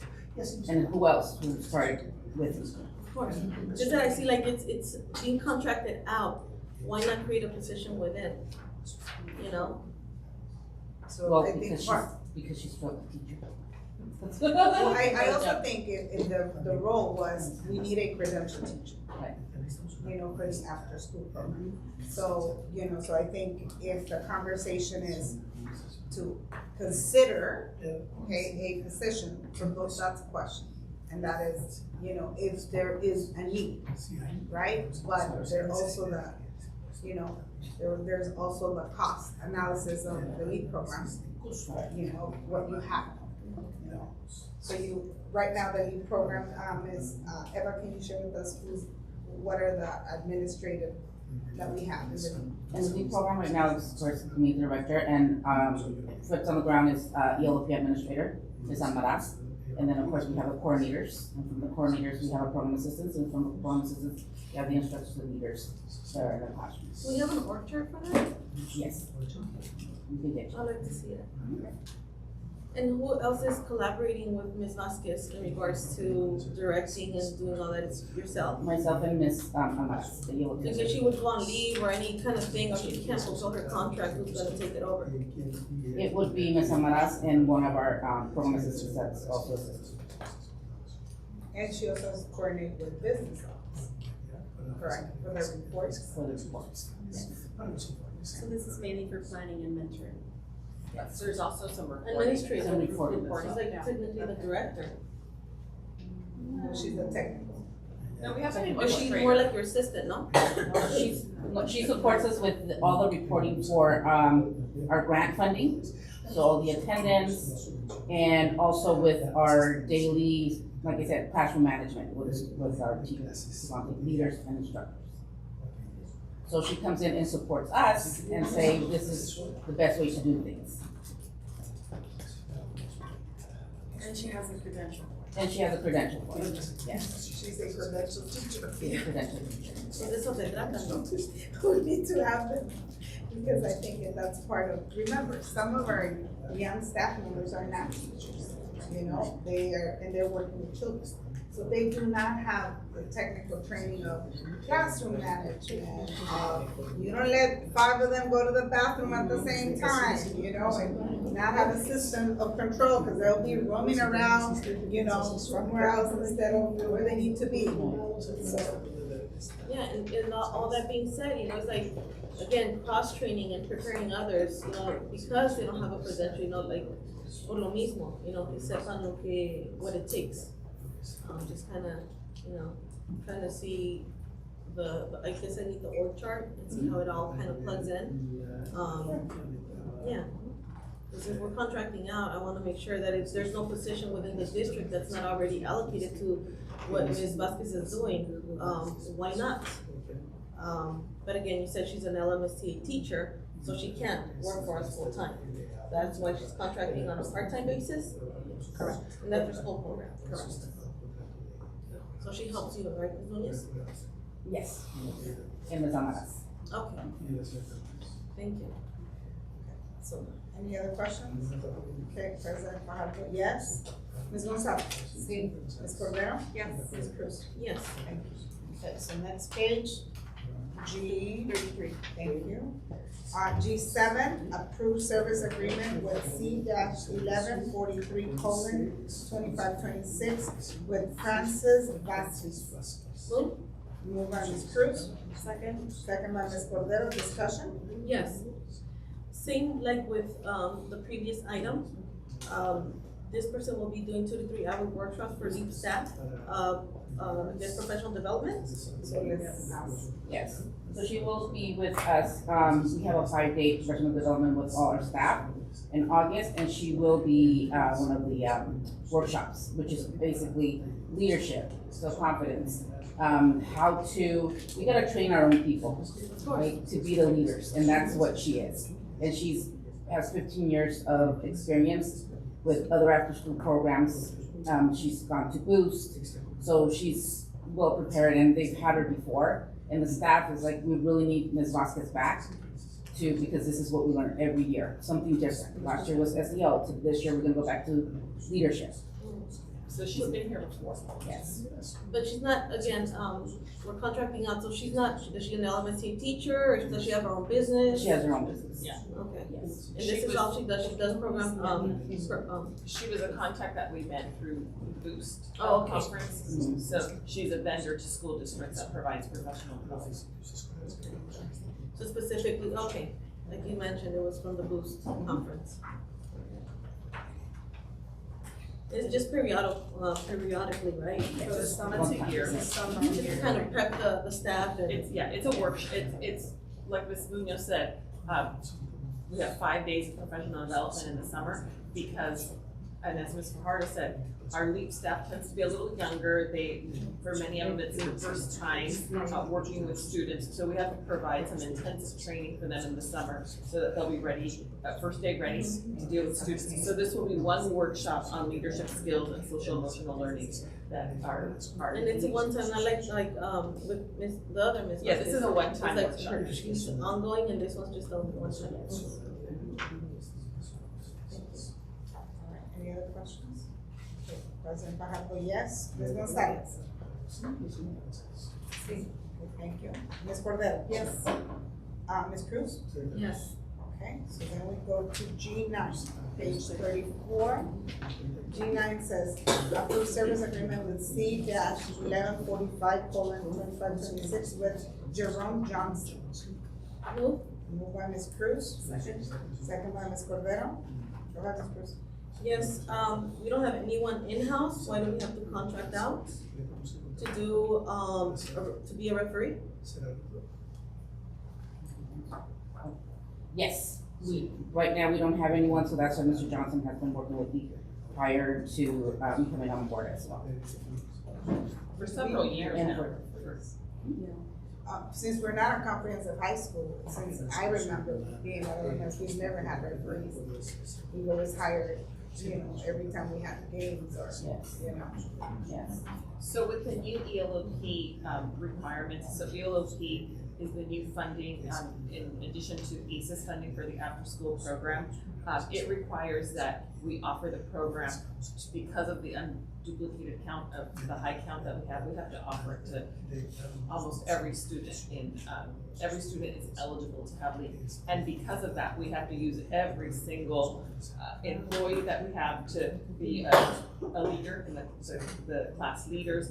And we have to use, in addition to that, we still don't have enough of our own, and that's why we have to go to agencies such as Woodcraft Rangers because of that requirement that we can no longer say, leave us full, there's a wait list, that's no longer, that's against the grant. That's against the grant. And we're putting our funding in jeopardy, and it's quite a bit of funding, it's about $8 million a year for the new ELOP. program? Yes. Yes, girl. Because it's not just LEAP, it's state funding, like we have a ton. This requirement, and we have to every school gets a funding, amount, you create a plan, and you have to, every contract, you have to make sure they have insurance, they're bounded, all these other requirements. And there's requirements, it's 10 students for every adult. For K, and then 10 for first through 8th grade is 120. But this person's not gonna be the referee for all students, For the games. for each game. For each game. For Just one different person? We have different teams. And then he has different teams. He does have other people that come on board, but it's really just Jerome. And then he And contracts Mr. others, subcontracts others. Actually, I've only seen him. I've only seen him on the field. Can we train our own lead staff to be referees? Kind of cross-train with Mr. Johnson? We can try it, but Mr. Johnson will still be the primary referee Yeah, and for then most they of could the train games. us under him and he could, like that he could kind of spread the knowledge and de mañana, we're ready if Mr. Johnson is not able to, or if we have a bigger capacity, we'll have more referees and they're our own staff. The one thing that I will say though about having an outside referee is that for many kids, like their LEAP sport is like their extracurricular, like they can't participate in, because they're in LEAP till 6 o'clock, they can't go to AYSO for soccer or Lennox Little League. So if the coach that is teaching them is like their referee, like having an outside referee makes it like a true league.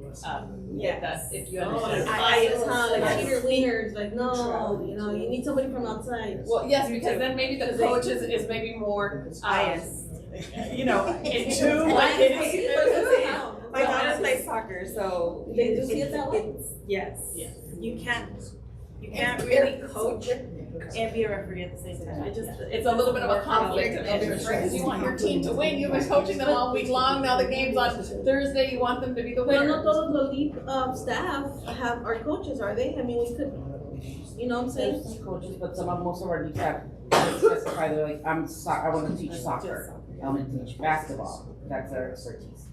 So I think there's more research More to be research. done, right? I think more than anything, I'm gonna ask the questions of compliance, of licensing, of, you know, because we have to make sure they comply with CIF, you know, rules that are required for sports. These are interscholastic, even though they're not high school. Even at the, like, I come from the high school world, and anytime there was a ref, it would always be an outsider. Like you would pay, so there's like a pool of refs that are CIF sanctioned, and you pull from that, and you don't even get to pick the person. CIF approved? Yeah, they get assigned to you. But Mr. Johnson, he does all of them. Yeah, no vaya a haber trampa ahí. Outside, the outside source. But you guys create the schedule, right? So you make it so that it doesn't overlap and it allows you to be at all these. So again, I think we room for more information. I think it's building capacity. So I'm trying to get building capacity, que no quede todo en una persona. El día de mañana pasa algo que, and then we're like, you know, again, making more expenses to contract out, and it's, you know, it's not conducted to business. Let's go ahead. Any other questions? Okay. Board President, yes. Ms. Gonzalez? Sí. Ms. Cordero? Yes. Ms. Cruz? Yes. Okay, so now we move on to G 36. G 36. Page 36. G14.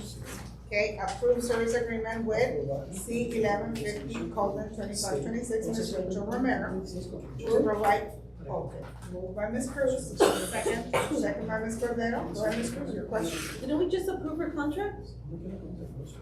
That was for the previous. This is July. These are looking forward for next year. Why are we approving another contract? July, look at the date. The date's July 1st, 2025 to June 30th, next year. It'll be with the same capacity, right? Absolutely. Okay. And many of the items tonight, Ms. Cruz, were for next year, the majority. So, and I spoke to HR and I told the superintendent when I did a board prep, I said, why are we putting them now? Ms. Castellanos, you wanna share with the board, why are we putting all these items for next year now? We just have to start preparing, it also impacts the budget in terms of, Ms. Arcilla and how she starts prepping for the budget adoption for next year, so it has implications for budget, it has implications for staffing. It's just to help us prepare ahead of time, so that we're not doing all of this in the summer when there's other things that we need to focus on. And especially a program as big as LEAP, because we're serving how many students in total district-wide? District-wide right now we have 1182. So ensuring that they have not only their homework prep, their materials, but that the program that we're offering at the elementary to the middle school, it's enriching, it's engaging, right? Because we wanna make sure that our babies come and they stay for the whole time. So, yeah, making sure that we have great programs, and as you see, we've got music, we've got PD, we've got social emotional learning, leadership. I mean, there's a little bit of everything for our kiddos, and having all of those in play makes it for a smooth year with our kiddos at the school. So almost a third of our kids are able. Yes. I mean, the state would love for us to say 75% of our kids are in the program. But like I said, we don't have the capacity. Before with Prep Rangers, we had about 300 students on the waiting list. And it's because we were trying, I know Ms. Castellanos and her team was trying to hire, there was nobody applying. That's why we had a subcontract, which a lot of districts do, because they bring in people and they bring in programs. Ms. Cruz, we still try to recruit from our own community and community events. We borrow the leapfrog, sometimes we go out there and help us, so that we can get those students. Primarily, we're going to college who can maybe kind of come and do that. So we do try to recruit, and a lot, majority of our leap staff in our community. That's usually the target, But I think the program outgrew the pace of how many of our kids we can hire. But I work with Ms. Munoz and Ms. Almaraz, and whenever we can, we say, okay, we're hiring 5 new leap instructors, and you see kind of in our HR report, but you also see in our HR report, for every 5 that I hire, 5 move on, and that's because they get their careers, they're moving on, which, we're happy for them, but it's a constant, Or their classes don't match up with the hours of the. So, but we do continue to give priority to our employees, but to close the gap between the waiting list, and Ms. Munoz knows that I would tell her, we need 0 waiting list, so that's where she closes the gaps with outside vendor. But we try to, as much as we can, push our in-house. So is contracting out kind of our last resort, just to bring our numbers to where they need to be? And she knows I have a list, we keep a list of how many are outside and how many are in-house.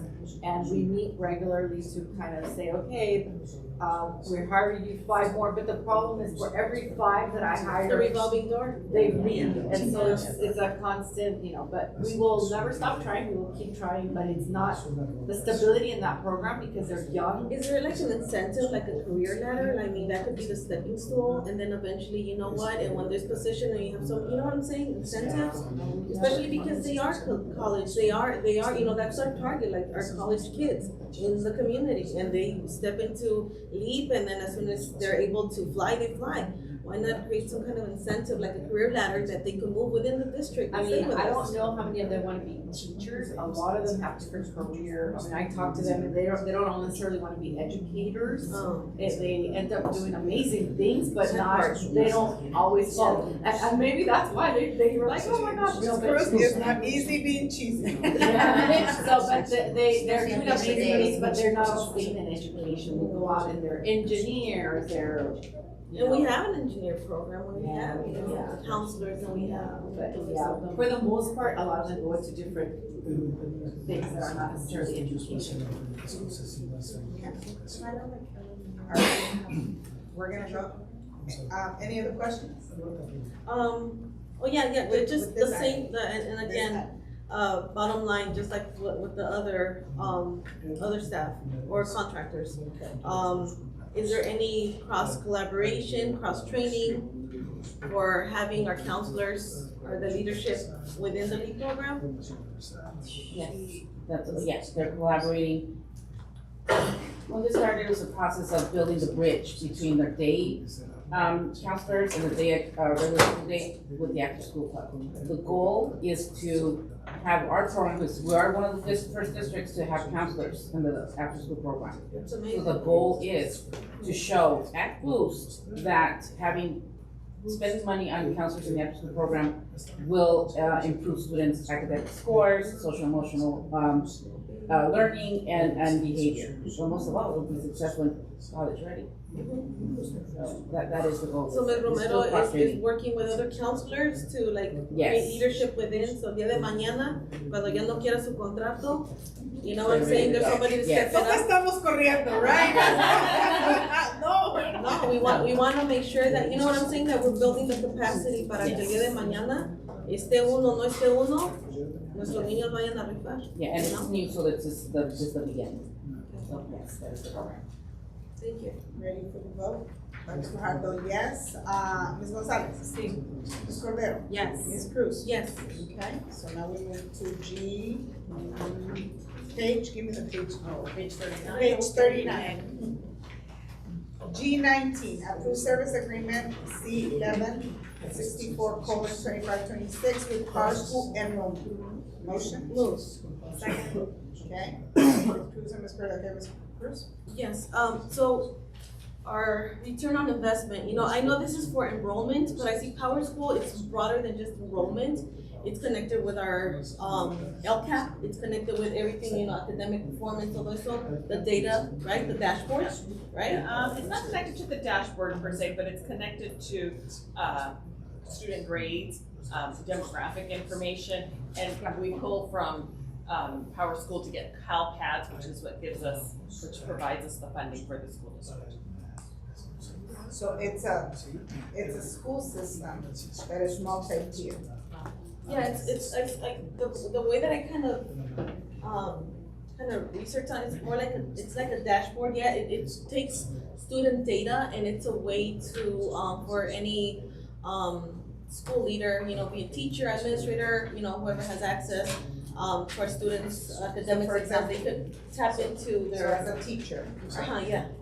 I take attendance in person. Then I do my grades, my grade sheet, my assignments in Power School. Students submit their work in Power School. So it's a multi-tier platform. The kid doesn't behave, the counselor goes into the login of Power School. It's an SIS, it's a student information system. Yeah, there is, Yes. There's also the, information like English learners, test scores going. Demographic data.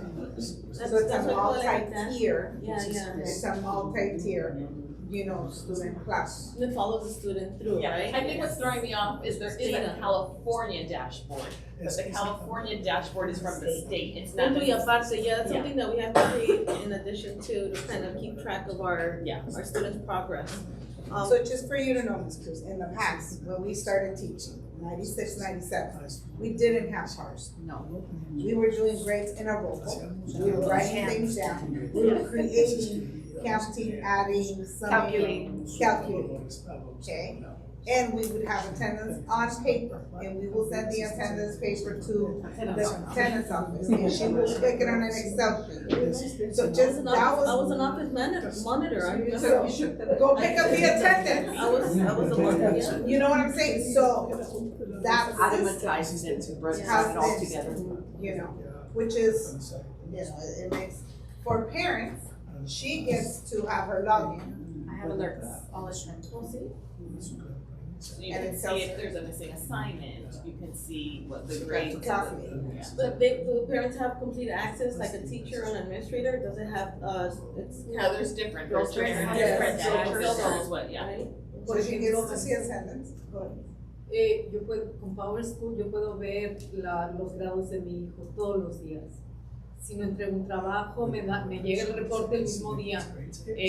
No entregó tarea de ciencias, no entregó el trabajo de inglés. Entonces, el mismo día estás al tanto de lo que no hace o si hace todo. So de volada te da la Sí, alerta. o sea, ya no hay excusas de que no sabes, porque en el teléfono todos los días los padres tienen el reporte de los avances o atrasos de los niños. Y es una plataforma que la administran los maestros. And then it also speaks with high school. So they go to the high school and they have migration. So Sentinel already has Power School. Well, I mean, it's a California kind of LMSTA program. has Power School. I don't know what Adams Other has. school districts have Areas. areas, like LA Unified now. So Well, this, LA Unified. That has its own. Oh, it's called MySys and it's called Schoology, but that's another story for another day. so this particular item is, and it's in addition to being able to have online enrollment. So meaning, if you're working and you can't enroll your child, you can't come down to the office, you can go online. We have a button on our website and you can enroll them online, you can scan in all of the documents. QR code and then they can go in there. Yeah, and there's actually like a button on the website that you can go in and you can enroll your kindergarten. Remotely enrolled. Remotely enrolled. This will also give a more accurate enrollment for future students as we're going through like staffing and stuff. When the parents enroll online, we can see that real-time data as opposed to now waiting for site secretaries to input, okay, today I received 5 applications. This automates that process. And just in addition to that, I would like to introduce another layer. And this would be something that kind of, the way that our funding is making a difference, kind of again, the ROI, with our budget management, evaluation of our spending. There's this, and it's part of Power School, just to, again, exploration mode. It's called ALLOVUE, ALLOVUE, ALLOVUE. You guys heard of it? ALLOVUE.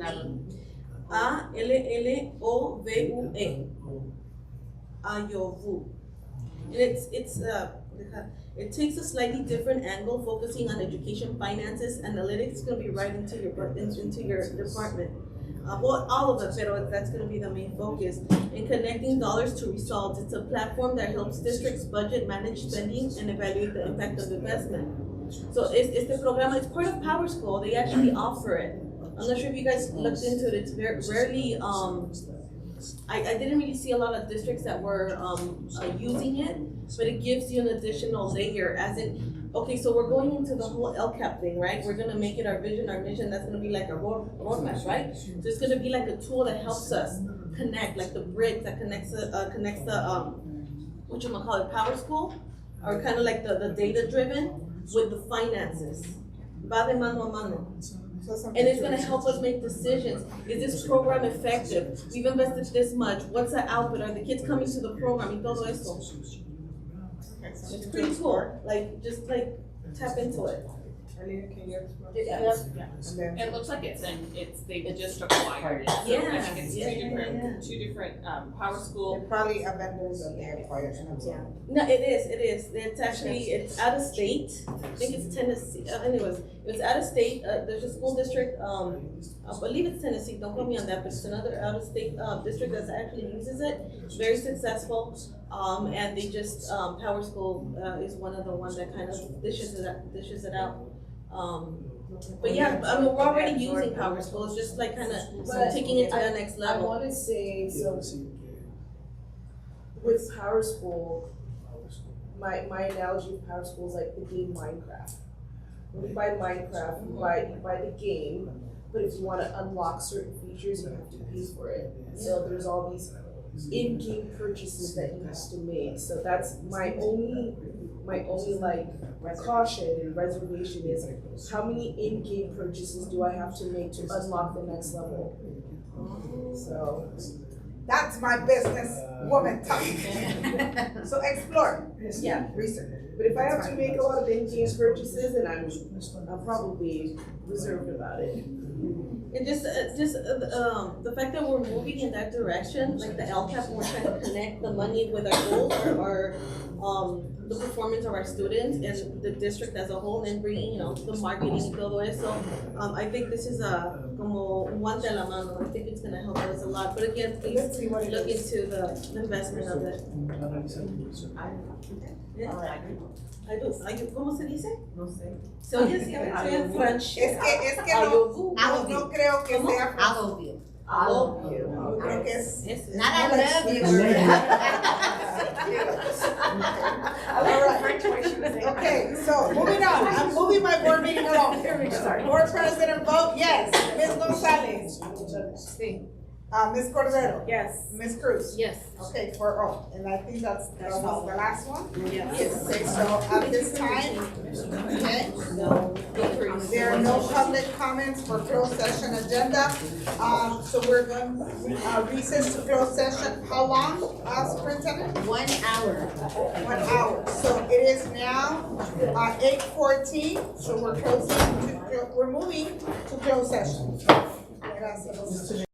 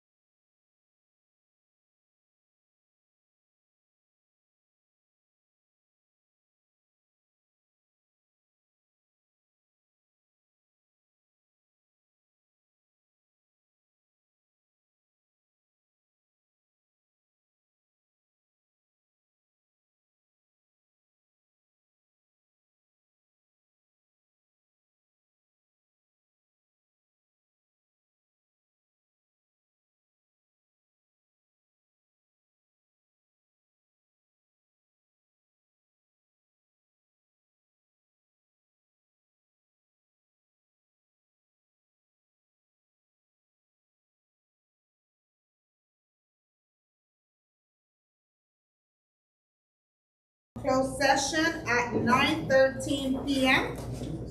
Okay, so I'm going to go ahead and report out.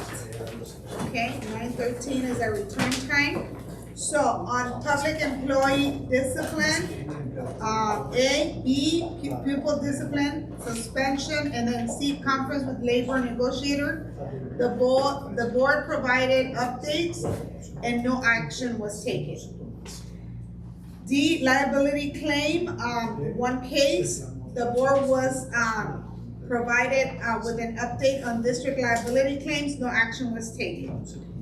And then on item E, conference with legal negotiator, okay, with existing litigation, okay, one case, OAH case, 2023-08-0680.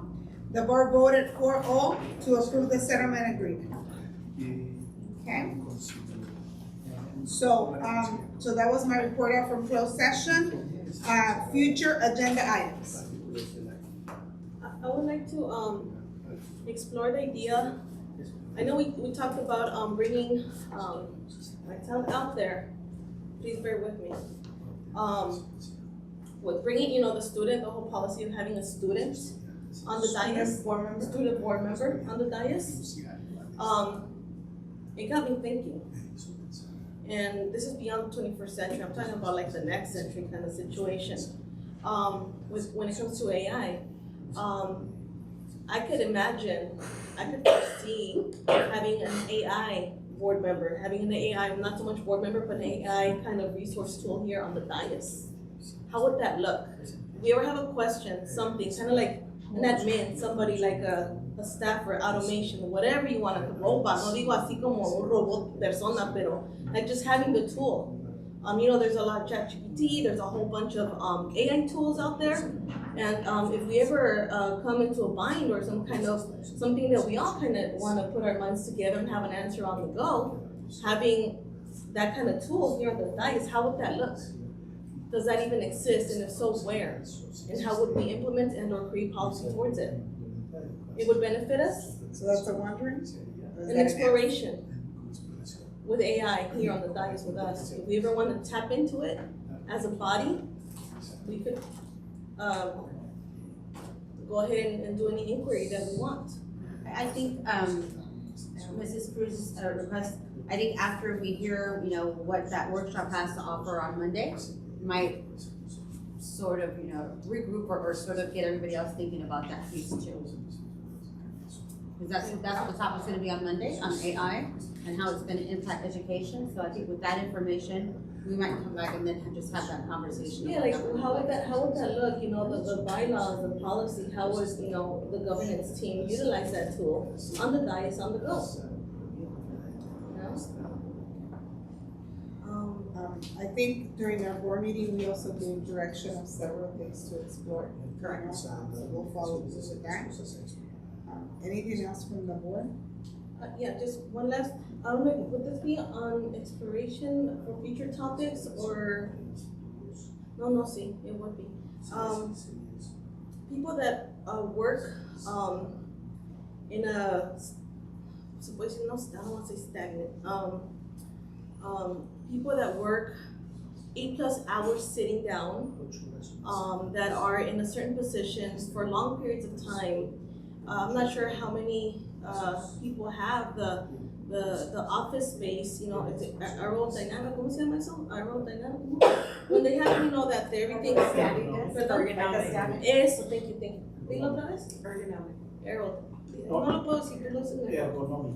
But that, can we explore what positions are out there that has people exposed to it could become a cumbersome situation when it comes to people sitting in a certain position for long periods of time. It does have consequences. Just thinking back, kind of what we were discussing, about just people sitting in long periods of time. Can we kind of explore, or how many people are there, and do we have the tools for them so they don't have to be sitting down? They can stand up and stretch and for their bodies. I will speak Usually at the school site, nobody really sits for 8 hours straight because even a secretary there is up on her feet a lot, moving around, helping grades and that sort of thing. But district office, I'll use the business department, my department as an example, that they sit, you know, like the payroll folks who are plugging in numbers all day. There you go. So, the district has offered, if they say, you know, my back is hurting or like those sort of things, Anna Bernardino examines the work area, and we do have employees who have the standing desk option. So the district will purchase those tools for folks who, if you don't want to sit and type, you have the option to, like I'm thinking of Sebastian, he used to always work, our purchasing person, he would stand up and work. So they do have that ability. Las sillas and the type. So they're able to work with their supervisor, and if they're saying, oh, I need a different keyboard and that sort of thing, we have always accommodated those. But the request has to be made to us. We can be proactive. Well, I mean, I there's think really we're only opening those- up a big business, like those ergonomic chairs, they can run from like $300 to $800. Or even more.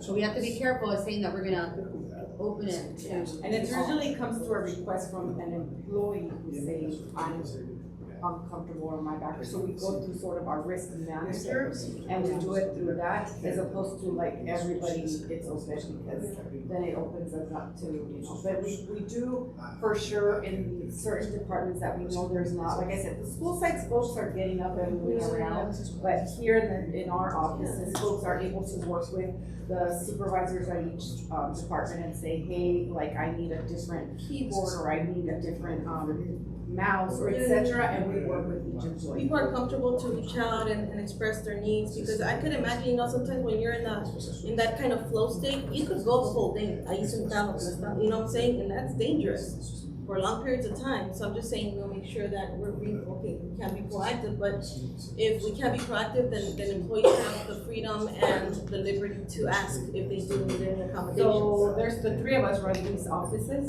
so I think we can go back to our department and see if everybody feels, because you have a lot of people who do hard focus 8 hours. And I even think your people get up and move around. And they all, I mean, everyone at the business office has a standing desk. Yeah, Okay. they do. Every And single their person. keyboards and all, not because it does take, it takes a toll on the body, you guys. I'm just saying, you know, just kind of thinking ahead with our office work staff. So we can check it, but I know that in my department, we bought them all new chairs. I bought them, the district. Taxpayers. It's called the cushions for your support. And so like those kind of things we have. I mean, and I don't know if your department, who has a standing desk. We have a couple of people with standing desks. I will say that I want to say, rough estimate, probably in 2014, we had somebody come out to the district and do a review and kind of talk to everybody and do that. It was extraordinary expensive. Like I remember they suggested a chair for me for my back, because I have bad back. But when I looked to see how much that chair was, it was like an astronomical amount of money that I was like, I'll just get the one from Office Depot, but like, because we just didn't have the budget in my department at that time to be able to, you know, and it's. Are there any grants or anything? Any kind of? I don't know. Probably, what is it, those, not the GoFundMe, what are the ones that the teachers use? Donors choose? Yeah, yeah.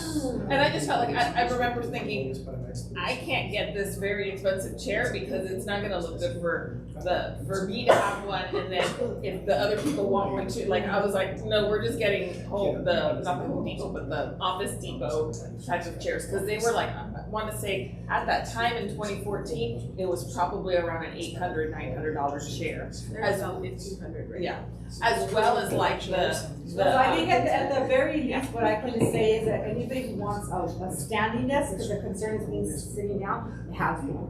And the keyboard, porque las manos. Yeah, no, I do think, but again, the three of us can go back and check to see about, but the standing ones are the one, your whole department has them, whoever wanted in my department has it.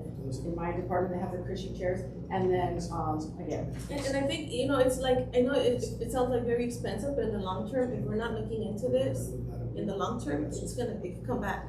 I'm just saying, you know, just looking out for the workforce and giving them that, you know, que se sientan a gusto to come forward and say, hey, you know what, my back or something, like, okay, let's get you comfortable, so want happy employees and that they're healthy. I mean, I think my employees come to me when they need something. Yeah, I feel like mine come to me as well. Yeah, I don't have that, yeah. Que se sientan libres, para que My door is open for Yeah. them, so. Thank you. Board member reports? Thank you for the report on the Cinco de Mayo. I think it was great. I think, seeing again kids dancing from Puerto, it's just very igniting. And so the community was the first time, and I think we can pick it up and continue to collaborate. Also, there's there's a lot of fear in our community and what's happening, and I think we're reiterating the red cars, with our community, knowing that our schools are safe places for our students to be. I think reiterating that, facilitating to the principals, I know one of the things, the principals are being more visible in the mornings just to make sure, I think continue that practice as we close out the year, right? Because there's a lot of fear in our community. And well, that's it for me. Yo nada más quiero una pregunta. Hace 2 meses yo les sugerí que si pudiéramos hacer como una investigación de cada escuela, ¿verdad? Para hablar de su historia. Usted dijo que lo iba a hacer. Me llegó hoy, y no sé de quién, pero una panfleta de la historia de Lennox. Así que no tuve hoy tiempo de repasarlo, pero quiero verlo para empezar eso, porque sé que hasta Cristo dijo, Miss González preguntó sobre esto. Sí, entonces sí, qué bueno que pregunté, qué bueno que ya hay información en camino. Gracias. So maybe, Ms. Savitian, kind of creating a committee, right, at every school site to try and start working on, at the beginning of the year, who are our long-standing community members, teachers, so we can find out more about the history, of the school. Like, for example, Wayland was a teacher, that's why it's called Wayland, and then, and I know when we did our 100 years of Jefferson, there was a committee, we did a committee, that- we did the t-shirts, we did all kinds of good stuff. So, And then just we had something- the Lennox Lancers, we had the whole presentation events at Lennox Middle School. And I'm trying to remember which historians did we work with. Did we work from anybody from the universities that you guys? No, there was no university, it was a lot of the Lennox Lancers that kind of came through. So just, The Cornelian Council también, claro. Yeah, I know Ms. Cesar Paz has a lot of history. Yeah. Yeah, so, just a tech committee maybe to work on this. So we can have a report. Sí, porque es importante que nuestros estudiantes conozcan la historia de su comunidad. Hasta you could even take, otra vez, pero you could take it, lo puedes llevar a otro nivel, hasta hacer como un museo chiquito, agarrar una clase y poner como toda esa información y hasta podemos ir a caminar y así comenzó y aquí estamos en 2025, ¿verdad? O sea, se puede hacer como un little mini museo. Lennox, we need a museum. Sí, porque yo tenía, no sé si todavía viva, un vecino que vino a la escuela de Lennox y tiene como 66 años que iba a la Felton era la middle school y la Lennox Middle School era la high school. Any other board members? No. Yeah, you'll see, the Lennox Community Fridge Network is doing their weekly Friday food distribution at Lennox Park outside of the senior center. It's first come, first served, usually between 11:30 and 12:30. Y como llega, se va. So bring your own bags take whatever, siempre y cuando se puedan cargar con lo que se puedan llevar. And of course, we're happy to be of service there. And there's also the Lennox Community Garden. This Saturday, there's another cleanup. And then again, at the last Saturday of the month, which I believe is the 31st, si no me equivoco. Gracias. El 17 y el 31 es día de limpieza en el jardín de Lennox, que está por la 112 y la Guaraína por la esquinita. So, todos bienvenidos a las 9 de la mañana. Está ahí junto al puente, ¿no? Sí, antes de pasar el puente para acá. O por la Imperial.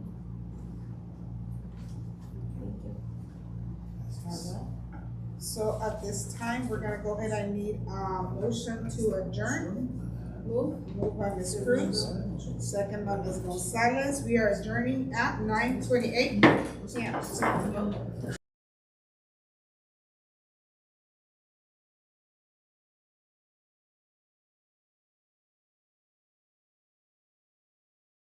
Yes, Ms. Gonzalez.